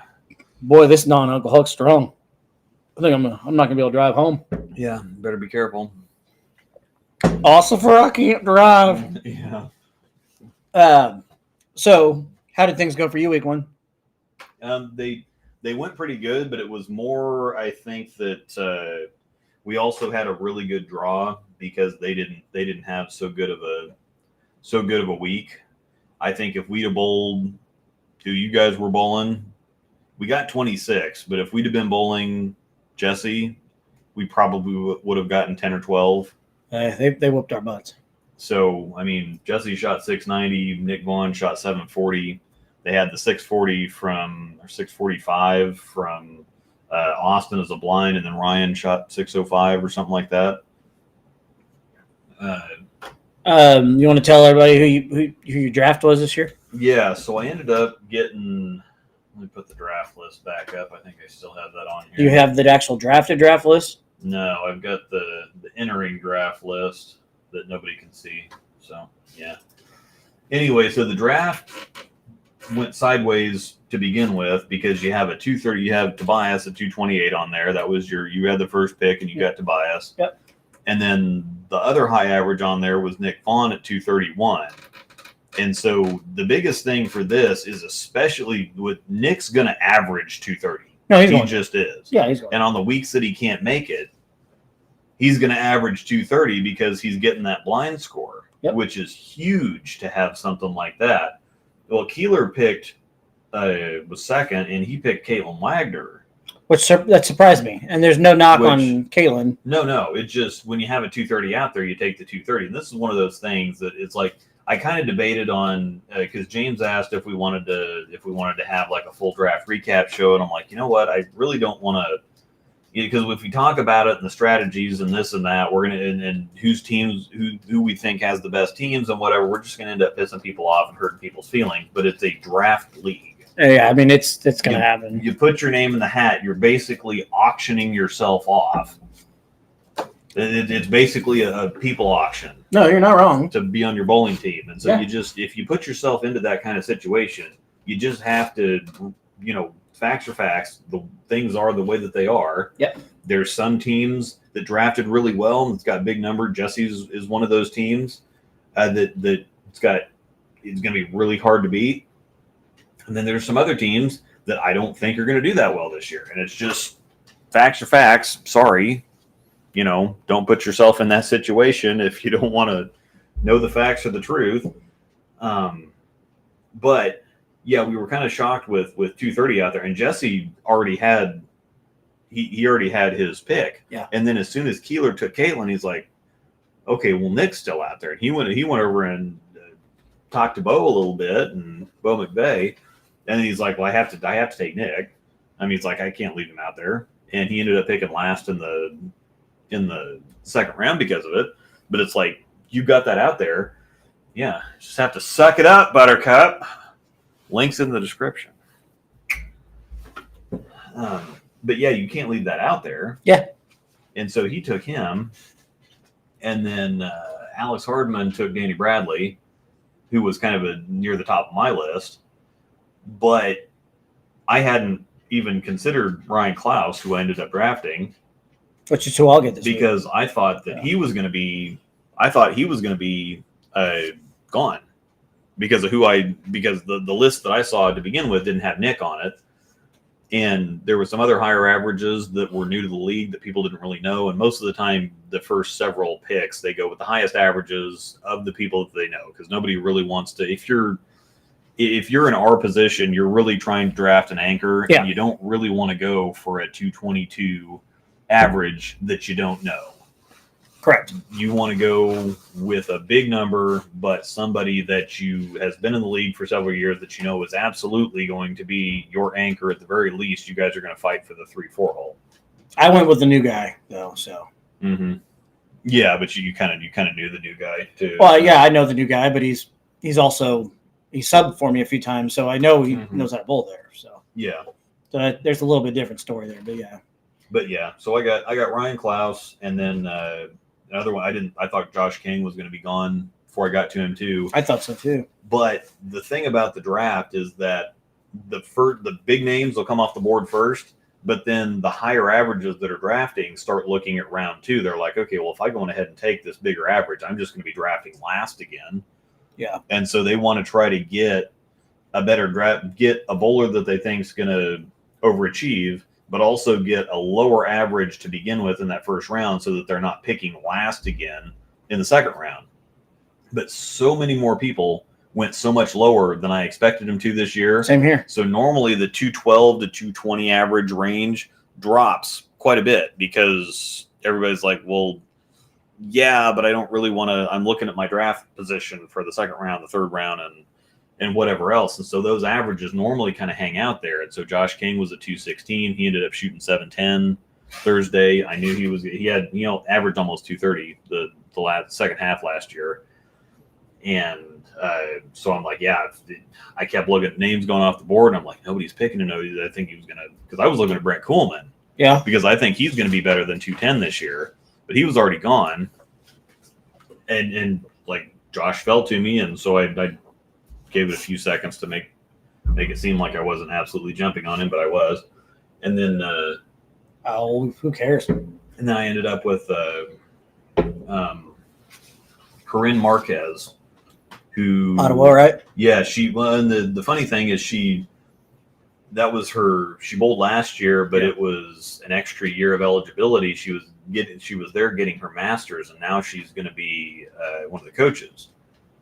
And so that's why she's actually from California. Oh, California. And so she went to Ottawa's sister school somewhere else for the 4 years and bowled there. And then she bowled at this Ottawa while she was getting her master's degree. So But yeah, she came in at 203, but she's that's a fusion average, and historically she's done better than that. So it's one of those things that Tyler had a lot of good things to say about her, and I was a little bit later drafting in the third round, and because I'd already gotten Ryan, who's got a medium to high rev rate, and then Josh is a two-hander. I thought, well, I want a collegiate bowler that kind of goes straight down the corner. Yeah. Is going to be great. So yeah, I'm fortunate to get her too, and yeah, we didn't do anything special, but we just kind of bowled better than Tennyson's team, and we were on 17 and 18. It wasn't as bad as it normally was, but it just scoring on that pair is just tricky, even when it feels like it's not really that bad. It was just kind of tricky. You're not wrong. It is that pair is an animal sometimes. It can be a lot of fun sometimes. A lot of fun. That's sarcasm. Yeah. I took Tobias Myers with my first pick. Mm-hmm. Once again, I knew who he was. Luke knows who he is. Friends of all of ours. Yeah, Tobias is one of our testers for it's that Tobias that's one of the testers in the Storm videos that I make. Yes, good point there. And I thought really hard about taking Nick Vaughn, just because I know I was going to get with Nick. Tobias, like I said, subbed for me a few times last year, bowled really, really good. I know he's going to score there. So excited to have him with me. The board kind of changed on me a little bit. Some people went off the board that I wasn't expecting to go when they did. And I went with a kid named Austin Hoff, who he's got a little bit of a weird backstory. He used to bowl. You can tell the story. You know it better than I do. Didn't he shoot some big number and then quit? Well, he's really athletic. He's a really good baseball player, and just any sport he does, he's just really good at. And so he got into bowling, and he bowled like a year and a half, 2 years maybe, and shot 300, 830 something, and literally quit. Yeah. He's like, oh, okay, well, I guess that's just kind of that for this. So he just quit. And now that his parents moved down, they were in the Omaha area, and so they moved down to town. His dad bowled in the league last year. I bowled with him over the summer. He's like, yeah, the kid actually kind of wants to get back into bowling. So yeah, put his name on the list, and he throws it really good. He does throw it really good. I think he's one of those once he kind of gets settled in. And for everybody coming into the league, it's a pretty prestigious league, and a lot of good bowlers. And so I think there's a lot of nerves, especially it's a draft league too. So you're trying to kind of gel with a new team, and you want to, you don't want to let down your new team and whatever else. But so there's going to be nerves for a lot of people for the first few weeks. But I think once he settles in, he's going to be nasty. I agree. As soon as I see him throwing it, seen him throw it for the first time, I was like, man, all right, I can work with this. Yeah, we can work with this. I don't know, it might be a couple rough weeks, but don't really care. The potential's like crazy. He's a two-handed, more of a power two-handed lefty player, and it looks really good. He hooks a crap load. So if we can get him to tame it down and try and jam it a little bit instead of trying to play the big wheel, I think he's going to be pretty darn good. And the last guy I took two guys I didn't know who they were. Last round I pretty much strictly went off average. Best average I could get possible at that point. Gentleman's name is Ronnie Bell.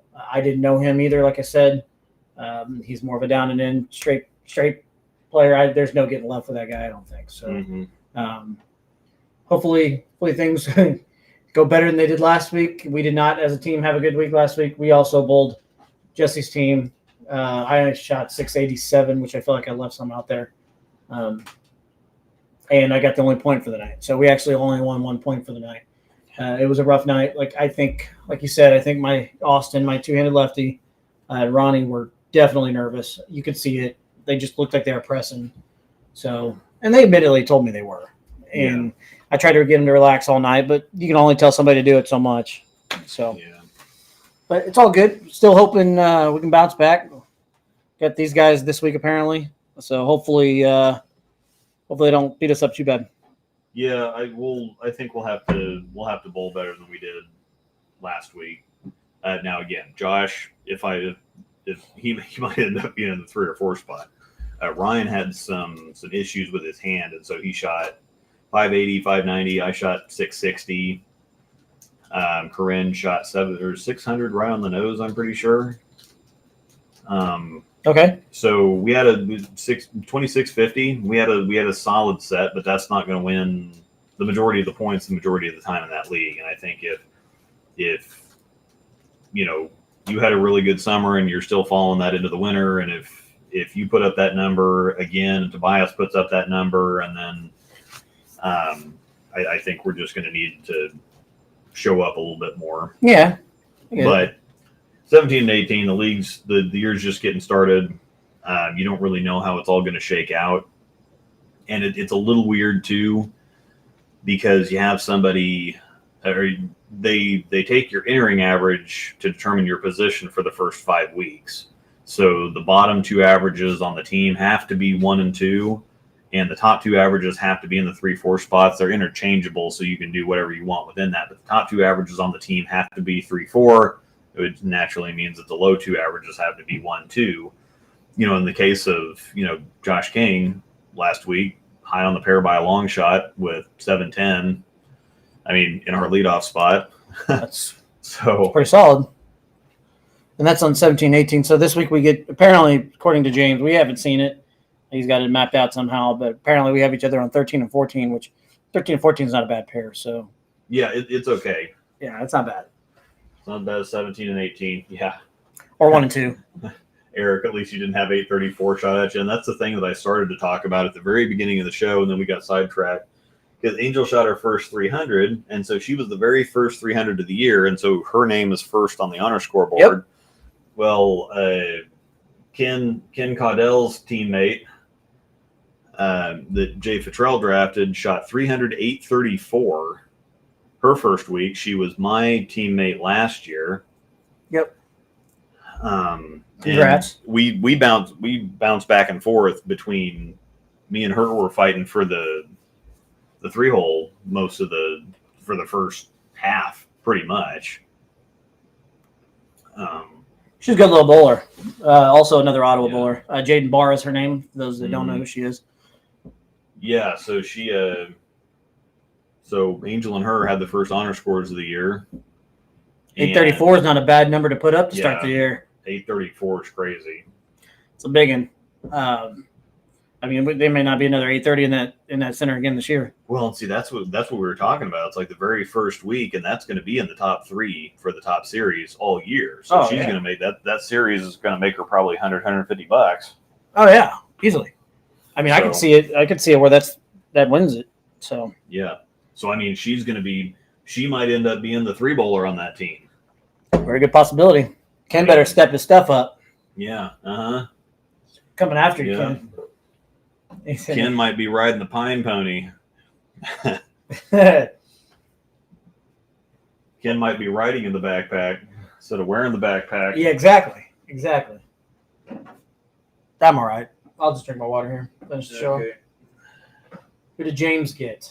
I don't remember who James got, to be completely honest with you. Look. Have a liquid death then. This stuff's amazing. Let me look. Give me just a second, John Landers. Or Lander, not Landers. Apologies. Liquid Death. This is Blueberry Buzzsaw. Royal Crest Lanes. This stuff's great because it's lightly flavored. It's only got 6 grams of carbs in it for this gigantic ass can. But it's kind of like a lightly blueberry Arnold Palmer. I've had this before. Okay. I've had that. You had let me have it one other time because once I saw the name or the name of it, I was like, okay, I've got to try this. Mm-hmm. Oh, here's this. Okay, so Niffin drafted. It's a dark one. DJ Swanson, Mike Smallwood, and Matt Carpenter. Matt Carpenter's a 2-handed righty. Swanson. Samsonite. Slappy. We'll check the briefcase. Samsonite. Yeah, I'm sorry, Mr. Samsonite. Mike Smallwood, who's an older gentleman that's been in the league for a while. He's a 1-handed righty, straighter player. And then DJ Swanson. I don't know DJ all that well. Yeah, he bowled for Keeler last year. And That's right. That's one of the funny things is that we bowled next to Keeler literally the entire year. Yes. They were to our right the entire year. And it's kind of weird the way that league works, because sometimes you won't see other people ever. And sometimes you'll see some of them like the entire year. Which means you and I will probably see each other literally the whole time. Mm-hmm. Not hard to believe he returned the favor after drafting Smallwood. Yeah. He was actually eyeing Smallwood there in that spot. So Yeah. at least he made it sound like he was anyways. He never told me for sure. But. Yeah, I haven't had the lime one. I've got blueberry, and then there's the slaughterberry. And then this one and the peach one. I haven't had the lime one yet. I may have to run and go to the restroom here before too long. Too much water today. I've drank a lot of water. Yeah. And then add beers on top of it. It'll do that to you. Mm-hmm. Let me refresh this. Anyways, I don't know what more you got to talk about, so we can just kind of do, unless you want to talk a little more draft. Yeah. Yeah, you guys, yeah. Matt, because Matt bowled for Tennyson last year. Yep. And, yeah, so we'll have to see where it shakes out. But, yeah, it's just, you see some people the entire year.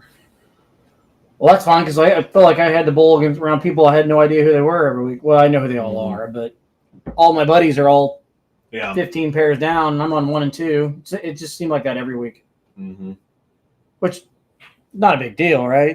It's always nice to be able to walk away and chat for a minute. This week I didn't really leave my pair at all. I mean, I came over and said something to you a couple times, but outside of that, I sat there and kind of chatted with Jesse most of the time, and also trying to get to know my teammates, since it's a new team and everything. Mm-hmm. It's going to be fun, though. Looking forward to Thursday night. Got a bullet gauge tomorrow night. I'm looking forward to that. But, hey, who's counting? Yeah, you got a nice brand new Ion Pro to take a look at, though. Yeah, I don't know if I want to throw it there, though. Yeah. Yeah, you just need to. And then that's another thing, is kind of committing to, instead of shuffling balls in and out, and let's take this ball this week. And I've got an arsenal of stuff that is just going. Unless something else manages to break in there, I've got the stuff that I'm taking that I know I can score with every week.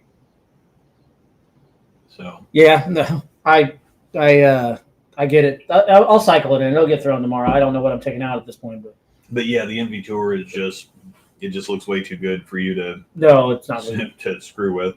NV Tour does not leave in my bag ever. Mm-hmm. It'll go everywhere. That's at least the number one in a spare ball. It'll be the number one thing I get to throw. I mean, that's all I threw. I didn't even look at anything else last week. So yeah. Jonathan, I'm trying to drink a half a gallon of water while I bowl now. Sucking down Dr. Peppers isn't a great idea. Yeah, no, it's probably a good idea. Yeah. A little water. Mix it in a little margarita from time to time. Wasted away again in Margaritaville. So, yeah, I don't know what else will kick it out, but I'll figure it out. Something will get thrown in there. I think that bowl actually will look pretty good in transition there. Mm-hmm. When they start to get a little hooky down lane, I wonder if I'm hoping I can blend it and be able to keep it in front of me a little more, because that place, when it starts to hook, it's awful. Mm-hmm. Awful. Talk about gauge. Yeah. So, well, and that should be the Ion Pro should be a nice step down from the Envy, because when the Envy starts getting a little early and pukey, the Ion, you should be able to just go right to that Ion, get a little bit more length, a little bit more pop. It's kind of what I was thinking. I like it because it's basically an IQ Tour that's stronger. So, and yeah, I could have drilled another IQ Tour. I think I'm still going to at some point. But I mean, I don't think they're going anywhere right now, so I should be able to get them just fine. I don't. They're not as popular as they used to be, but they're still hard to beat. One of the best balls out of box is a fresh cover IQ Tour. Gosh, it's so good. Fresh cover IQ Tours for the win. Envy Tours are great, but out of box they're terrible. They just hook so much; they're so chalky. And then once you get that lane shine on them, and they tame down a lot, but they're still punchy. My God, it's probably one of the best balls I've ever thrown, if not the best. I've had the wife searching for more and more of them so I can keep at least a case of them around. Yeah. So, because I've got one that I would like to drill for Swiss, but I don't know if I want to put holes in it yet. So I'll figure it out. Ion Pro will probably make the bag. for that. Yeah, I would say so. I don't know if I'm going to take urethane yet or not. I'll probably take one. I might even take that in a desert tank, just for a little bit different shape. Yeah, I'll have to see it. Sensor solid's going. Mm-hmm. What do you think about the flare? Yeah, the flare's nasty. I think that's got to go just because it's chunky, and Yeah. we'll see. We're going to go out and practice on the pattern. It has been the same pattern for the last couple of years, which I think is a good idea because the one that they had, I thought it was great. They started using it 3 years ago, I'm pretty sure. Yeah, I think this is the third year of using it. Yeah, I thought it was great because it's like, well, this keeps people honest, but it's still scoreable if you make good shots. Yeah,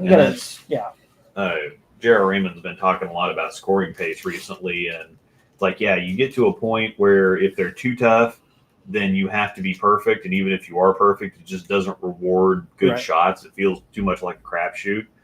But then if they're too easy, then it just feels like a carry contest, and the higher rev rate, the higher power bowlers are gonna do better whether they actually throw the ball better or not. And so if it's somewhere in the middle where it keeps you honest, it makes you show up, but rewards you if you do. That's where I think everybody wants to be, and that's what that pattern. That's what that pattern was. It's like, yeah, this feels fair, and it felt fair left to right too, because Northrocks are pretty notoriously lefty house, and of course Kevin Williams and them are always going to factor in, but it's him and Michael Holloman and who else. So it's like they're going to be tough on everything in every building, regardless. Oh yeah, it's Holloman, AJ Rice, and Kevin Williams. And Kevin Williams. I mean, that's just that trio is gonna they're gonna do well. It's Trevor, Dillon, and Bug Kroll this year. Yeah, that's. Jonathan, who's your Swiss team? It's actually a gentleman sitting next to me, and Bruce Stone. Yeah, we got Bruce coming down from Salina. We got team jerseys this year for at least one squad. Yep, for at least one day. And then Sunday we're kind of on our own. We got the Taco Bell. They're not Taco Bell jerseys. That's what they're meant to be, though. They're hot sauce jerseys. Taco Bell. Sounds good. I'll have that. Mm-hmm. Actually, I could go for some Taco Bell right now. Especially since my wife has me on a diet. They invited me to go to Taco Bell. I'd really go for a burrito right now. Are you, Ken? Are you bowling Swiss this year? Or I know you usually do. I'm assuming you're still bowling with your usual group, which is usually Gilmore and Kyle Miller, I think, is who you usually bowl with. Or am I wrong? It's Gilmore. I can't remember who their other one is. Oh, they had a lady that bowled with him a couple of years ago. We didn't bowl last year because Trevor had a wedding, decided he wanted to get married on a day that one of our favorite tournaments is. Shame on him. Mm-hmm. Can't remember that lady's name. Rat bastard. Yeah, just imagine being in his shoes when she starts locking him down and tells him she can't bowl Swiss because it's their anniversary. Mm-hmm. Anniversary, and now they got a kid. They got a baby coming. Mm-hmm. January. All right, I got to sneak away from that. Okay. Oh, so chat to the peeps for a minute. Oh, I'm stiff after sitting for so long. Yeah. My butt hurts. Oh, man. You're only, 35? Yep, I'll be 36 in November. Yeah. Don't judge me. 2 newbies? Who are the newbies? Yeah, Swiss Trios is a great tournament. There's going to be a lot of we've had all kinds of people that have bowled it. Wes Malott, remember Kevin Williams, of course. AJ Chapman's bowled it. I'm sure that the kids are going to, Ryan Barnes and TJ Rock and Spencer Robards, I'm sure, are going to have a team. Brandon Bonner, a lot of those kind of kids. Carolyn Dorn Ballard's bowled it before. Chris Barnes. There's been a lot of pro. And actually, there was one team. There was one year because North Rock has 48 lanes, and they normally have 46 teams with one breakdown pair. I'm pretty sure. But there was one year it was only like 43 teams because there was some big PBA tournament or some big regional or super regional or something like that was in the area. And so we lost like 3 or 4 teams because there was a regional going on or because there was some big PBA tournament. And so that there's a lot of PBA guys out there. Brian Little and Cassie Perkins. All right. But Swiss is a good time, no matter, even if you just kind of go there to bowl and expect to be in the bottom of the pack always. It's such a good time because it's a position round every game. You get kind of a random matchup to start the day, and then every single round is a position round. And so if if you have like 5 or 6 teams go 5-0 the first game, you then get ranked on your total pinfall. So if you're bowling well, you're going to keep bowling other people that are bowling well. And if you're sucking, you're going to keep bowling everybody else that's sucking. The thing about this is if you keep bowling, if you're either in the very top or the very bottom, most of the time you end up bowling kind of the same teams the whole weekend, which kind of sucks when you're in the bottom. I remember that there was one year I bowled with Lockwood and Chris Upton, and there was one game where we had the second best set in the building. We shot like 7-10 or something and lost to the top set in the building. Ooh. It was like 720 something to 710, and we're looking at everybody else. And of course, it's Swiss. You shoot 700 in a game, and you're taking 3 or 4 points. You're getting a lot of points. I mean, that's just yes. you're just going to take the majority of the points. And we didn't. We shot 7-10 and we got 1 point, I think. Ouch. And so it was one of those days. So we ended up bowling. I think it was Rob and Dan All and Nick Campfield. Mm-hmm. We bowled them the first 3 games of the second day because we kept going like 2-3, 3-2, 2-3, 3-2. We weren't like the very bottom, but we were right there with each other. Yeah. And we just couldn't get it worked out one way or the other. And so we bowled them 3 straight games. And we finally, I think the third game, we beat them 4-1. We got 4-1, or we got 4 points off of them. And so we were actually able to bowl somebody else. And I think we hopped up a little bit higher, but we were typically left in the championship pair. That's a great one. Yeah. So you see a lot of great bowling. You do get to see a lot of great bowling. Yeah. You're not involved in it, but you get to see a lot of it. That's when you walk up to him and say, "Big gulps, huh? Yeah. Well, see you later." Yeah. But yeah, that is the one that they start at the top.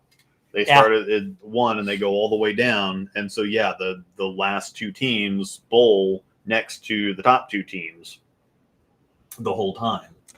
Last couple of years, though, minus last year, because we didn't bowl 2 years prior to that. If I remember right, we were sitting in pretty good spot. Like we were around the cash number.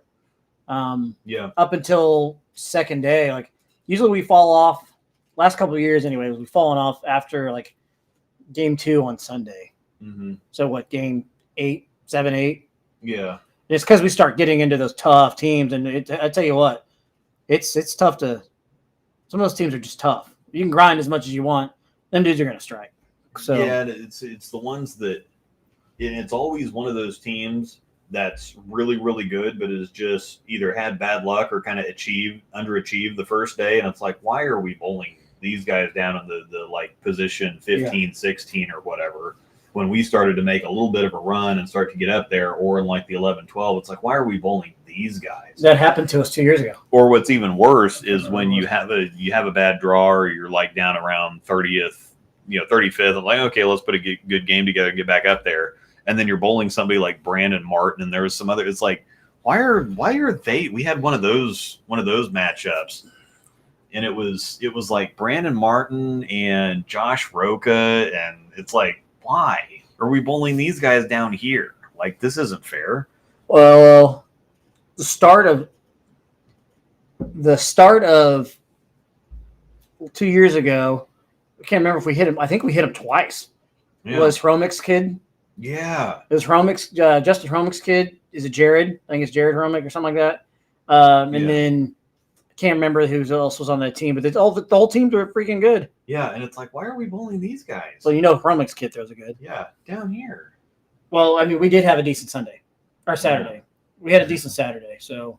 Yeah, but it's one of those things. But it goes weird too, because there's some other teams that because Kevin Williams and them shot like 480 out of the gate one year, and they ended up winning the tournament. Everybody's freaking out. But yeah, they shot 480 the first game, and they got 0-5, and so they were way down on the bottom.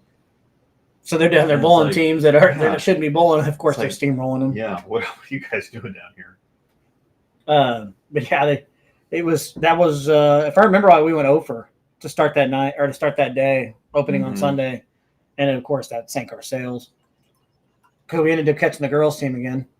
Yeah, we seem to catch them every year. Yeah, we catch them multiple times. Yeah, every year, and they're nasty. Oh, they're good.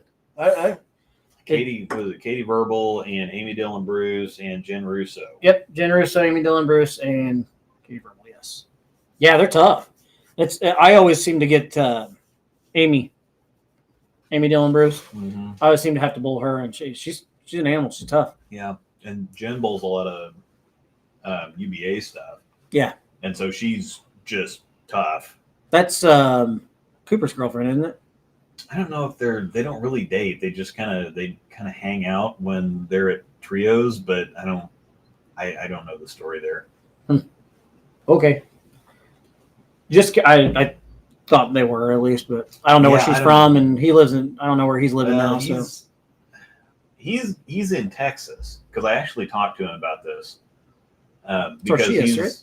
No, she's northeast. She's in New York or something. Oh, because she bowls a lot of East Coast UBA stuff like Dougie Vision and all that stuff. So she's out there.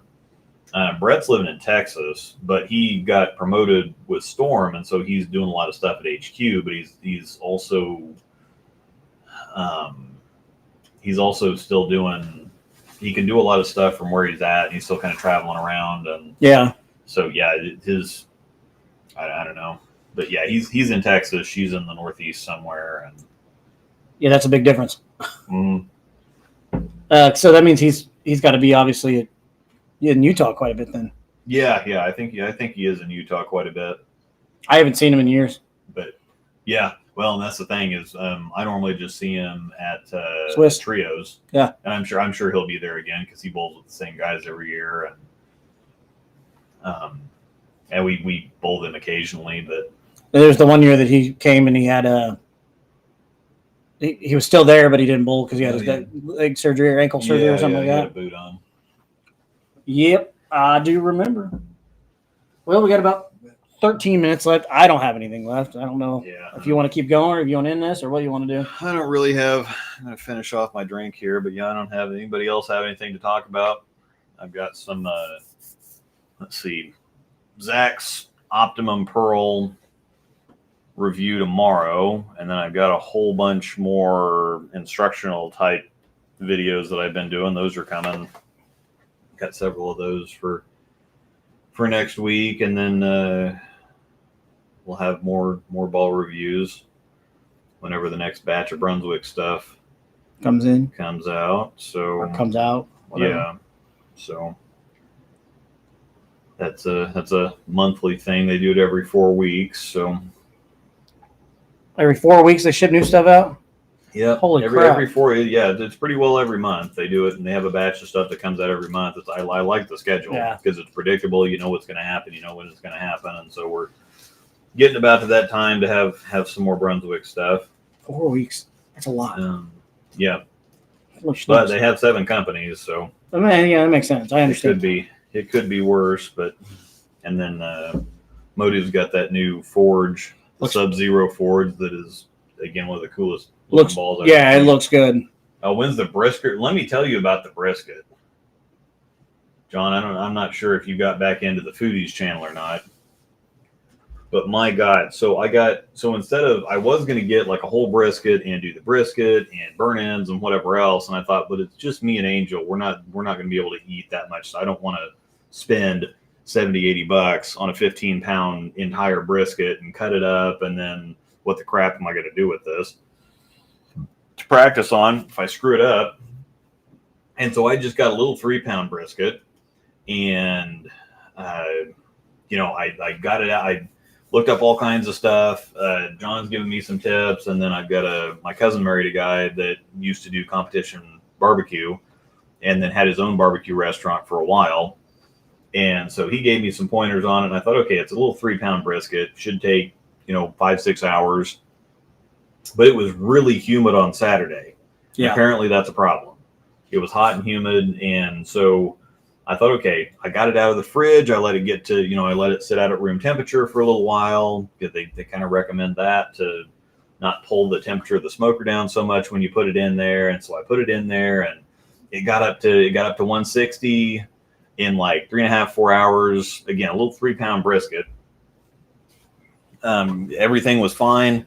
Wrapped it up in some butcher paper, stuck it back in there, and it stalled at 155 for 5 hours. It did not budge, wrinkle, move. So I stuck it back in there wrapped it up, stuck it back in there at 2. It was still at 155.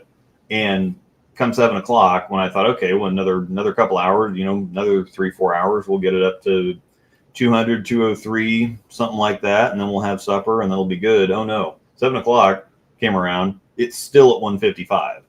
And that apparently that's the thing with smoking meats is they get to a certain point and they start letting off the moisture, and that steam creates a little bit of a cooling effect, or the evaporation creates a little bit of a cooling effect. And so you can have it stalled for a couple hours. Yeah. But then it normally starts going back up. Well, it started creeping up, but it was just really, really slow. Yeah, and then the stall hit for 10 hours. Yes, exactly. It was 3 a.m. by the time I took it out, and it was still only to 196 degrees. They recommend normally leaving in there to get to about 200, 202, 203, something like that. Yep. It never got there. And I'm like, it's 3 a.m. I've been playing video games for like 5 hours waiting on this thing to finish off, because you can't exactly just take it out and then I'll just take it out and put it in the fridge and then finish it off. That's not exactly how that works. No, you can't do that. You start cooking it, you got to finish cooking it, and it was 196 at 3 a.m. I'm like, I'm done. I am done. And it tastes fantastic. Now I'm not a big brisket person, and to me, it feels like it got a little dry. But I think that's just brisket. Yeah. You get it out, you get a little bit of sauce on it and whatever else. The fat's rendered really well, and there's some pretty good bites, but I don't generally like brisket anyway. So still got to test it. Yeah, that's why I start mine at midnight at the latest during the summer. And that's what I think the thing's going to be. What I'm probably going to do is for the one we got KCO here in a couple weeks, and I'm going to do brisket burn-ins and whatever else. What I'm going to do is I'm going to stick them in there at like 6 p.m. the previous night, wrap them up before I go to bed, and then let them sit in the paper all night. Yeah.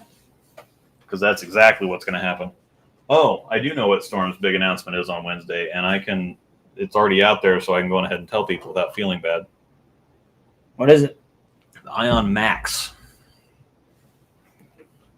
Oh, they're already bringing another Ion out? Yeah, which I thought was really weird. Yeah, that's kind of strange. Yeah, because there's already all kinds of stuff out here about this thing. So, yeah. Looks like a Crux, like an original Crux. What's the cover and stuff? It's a NRG solid. Oh, so they're just going for a solid version of it. Is all it is. Well, and this one, the Ion Pro is the hybrid version of the Journey / Phase 2 cover, which is a little different than NRG. NRG is basically what is on the IQ Tour Nano. It's Rotogrips Microtracks. Yeah. So it's basically the gem cover, IQ Tour Nano cover, Virtual Gravity Nano cover. That's what it is. So. Gotcha. Do you think a high speed and a Summit Peak should be in the same bag together?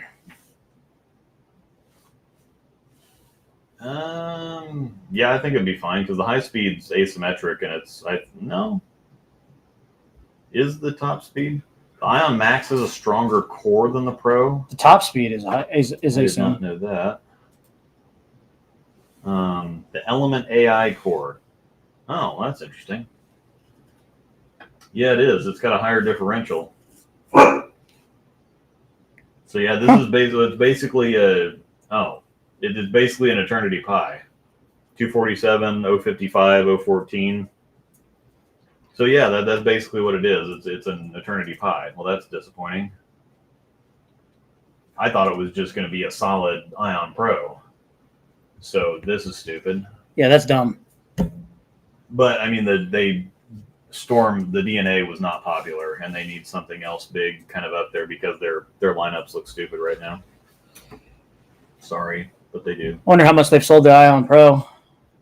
I'm not sure because they announced it in the dead of summer. I don't think they're selling a whole lot of anything anywhere. So they've got the absolute power is not strong. It's not a big ball. The DNA coil is, but it's pearl, a shiny pearl. The Some Descent has the IQ Tour cover, so it's pretty weak. The Blackout's pretty weak. They discontinued the Summit, which I need to get a video out on that because they discontinued the Summit and something else. But yeah, they've got the strongest ball is the DNA coil, but it's really clean and flippy. The absolute power is just not a strong asymmetric ball. Everything else they've got is pretty weak. I mean, the Phase 2 is still there, but the Summit Peak's fairly weak. They just got rid of the Summit. So Storm just does not have anything that strong at all in the lineup right now. That looks kind of sparse. So they needed something actually big. Yeah. Roto's lineup looks really good outside of there's no HP2 balls right now. So you got Magic Gem, the Gem's still there, the XL, which is like an absolute power. So they've got the big strong balls. They got a little step down to the XL. They got a step down to the XL and the Attention Star, which are still asymmetric, but they got cleaner covers on them. The Optimum Idol and Optimum Idol Pearl, so they've got strong symmetric balls, but then they've got the TNT Infused, which is a cleaner, strong symmetric ball, and then you go right down to Hustles. There's absolutely nothing in the HP2 line. So that's weird. And then Global is in even worse shape. They have the two Harsh Realities, the Eternity Pie, so 3 very, very strong balls, and then the Sublime kind of hanging out in the middle there, the middle-ish there, and then the Exponent Pearl, and that's it. They've only got 5 balls in the whole lineup. So pretty sad. I don't know what they're doing over there. Who knows? Marvel S cover. Yeah. Strawberry Milkshake is going to be fire, though. It will be good. Yeah. Marvel S cover. Oh, yes. Yep. Yeah, Energy, it's a great cover. It's going to be a great ball. I mean, I'm not... And they needed something big and strong like that. Yeah. But I think it's going to be a little too close to like a Magic Gem. There's a Pearl Sublime coming too. I can't remember what the Sublime Focus. Because the original Sublime, is it hybrid or something? Is it a hybrid? Or is it... Yeah, the original Sublime's a hybrid. So where is I've seen picture. Okay, so they don't. The Ion Max is out there, but the Sublime Focus isn't really out there yet. Focus Sublime. Yeah, but it's like, why again? Sublime Focus. So they got the Sublime, which is a shiny, strong symmetric ball already anyway. Right. Then they have the Optimum Idol Pearl that just came out. They already had the TNT Infused in there. They got the Summit Peak. It's like, so why do we need all these balls when there's just such gaping holes everywhere else? It's kind of like the end of the year where they stacked the TNT Infused and the Journey and the Sublime and the Summit Peak all on top of each other. Yep. I don't understand. Right. But excuse me a while. We got 5 minutes left. so Got a Rattler Big Bite, then the Hitter Pearl on the way. Can't wait to get them drilled. the Hitter Pearl, the Hitter Pearl is crazy. Jesse was throwing that last week. Yeah, it's that is the actual UFO alert replacement. That the clone was not. Rattler Big Bite. I think the Focus is Reserve Blend 804 Y4. Well, and that's the thing that's what I said. It was Reserve Blend solid in the picture I saw. It's very solid. And so, oh no, it's Pearl. I'm like, well, no, not what I saw, but whatever. So I don't know. Rattler Big Bite is one that I'm kind of interested in too. Wouldn't mind to get one of those. It's got similar numbers, I think, to the IQ, or not the IQ, to the Envy Tour. I think. Have to look. DNA strand. That one overseas looks cool. The motor, definitely overseas. NEX Pearl. Torque AI core. September 2024 Overseas International. Just want to see the numbers. Yep, no Sublime Focus anywhere yet. So For God's sake, just I give me don't the think damn it's even number. hit the. Yeah, I don't think it's hit the approved list either. You can check that on our Discord bot. All right. 2.46034. Yeah, they're close. The Eternity Fusion looks crazy though. Oh yeah, that's a good looking ball. Mm-hmm. Purdy. I think it's also overseas. DNA strand looks really cool. Theorem Purple Black, that would be cool. But yeah, the Ion Max is on there. Honey Badger Renewal, that's overseas. Crush. Apparently they don't like money. Ghost Lock Death Tarot. That's overseas. Yeah. 100%. Uh-huh. But yeah, I don't know. So anyway, Okay. we'll probably let everybody go here and I'll go get a little snack before bed. And, I'm going to go home, see my daughter for a little bit. mm-hmm. Hope everybody has a great week. Have a safe holiday weekend since Labor Day weekend's next weekend. If you're Yep. partying to end the summer. Mm-hmm. Stinks that summer's over. I don't like cold weather. So, yeah. I don't have anything else unless you got something else to say. No, I was just gonna say thanks for hanging out. We'll be back in 2 weeks again because that'll skip Labor Day. So yeah, Seabass and the fellas offered to pick up our check. They just put it on their tab. They're very nice. Seabass said that. Yeah. Well, if that guy at the table over there is Seabass, That's right. Yeah. So, any plans for you this weekend?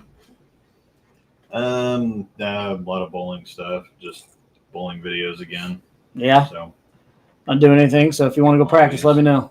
yeah, we might have to put that on the schedule because we are getting off of what we got a month Yeah. left before trios, so that's getting awful. Yeah, we do need to fit it in there. Even if Getting awful close. just let me know if you get some free time, I can go. I'm bowling Monday. That's about it. So Yeah, we're doing a fantasy football draft for Discord. They're doing one division tonight, and then the other division tomorrow. And then I think I'm in with you and Trevor asked me to join that. oh, The yeah. other league that. We draft on Wednesday night. Mm-hmm. Next, Yeah, the 4th. He said. So yeah, it's not this Wednesday. it's the Wednesday before the Thursday. The Thursday Yeah. night. Yeah. Mm-hmm. So next one. Yeah, next Wednesday. Yeah. Yeah, a couple days after Labor Day. Sweet. Well, welcome. Yeah, that'll be fun. I haven't done it. Of course, $50 isn't a ton of money, but it's Still money. something. Something better than So, nothing. Yeah. Got to have some skin in the game. Yeah. So that'll be fun to play in a money league again. That's right. That is right. I didn't do very well in that league last year, but that's the only one I didn't. Yeah. Everything else was actually a pretty good year for me on fantasy football. Mm-hmm. But all right, So I'll log off this. See you guys in 2 weeks. Yep. Like I said, have a great holiday weekend. Be safe. Yeah. Smash that like button, everybody, like John Lander said. Mm-hmm. Kapow. So thanks, everybody. We'll see you in a couple weeks. Yep.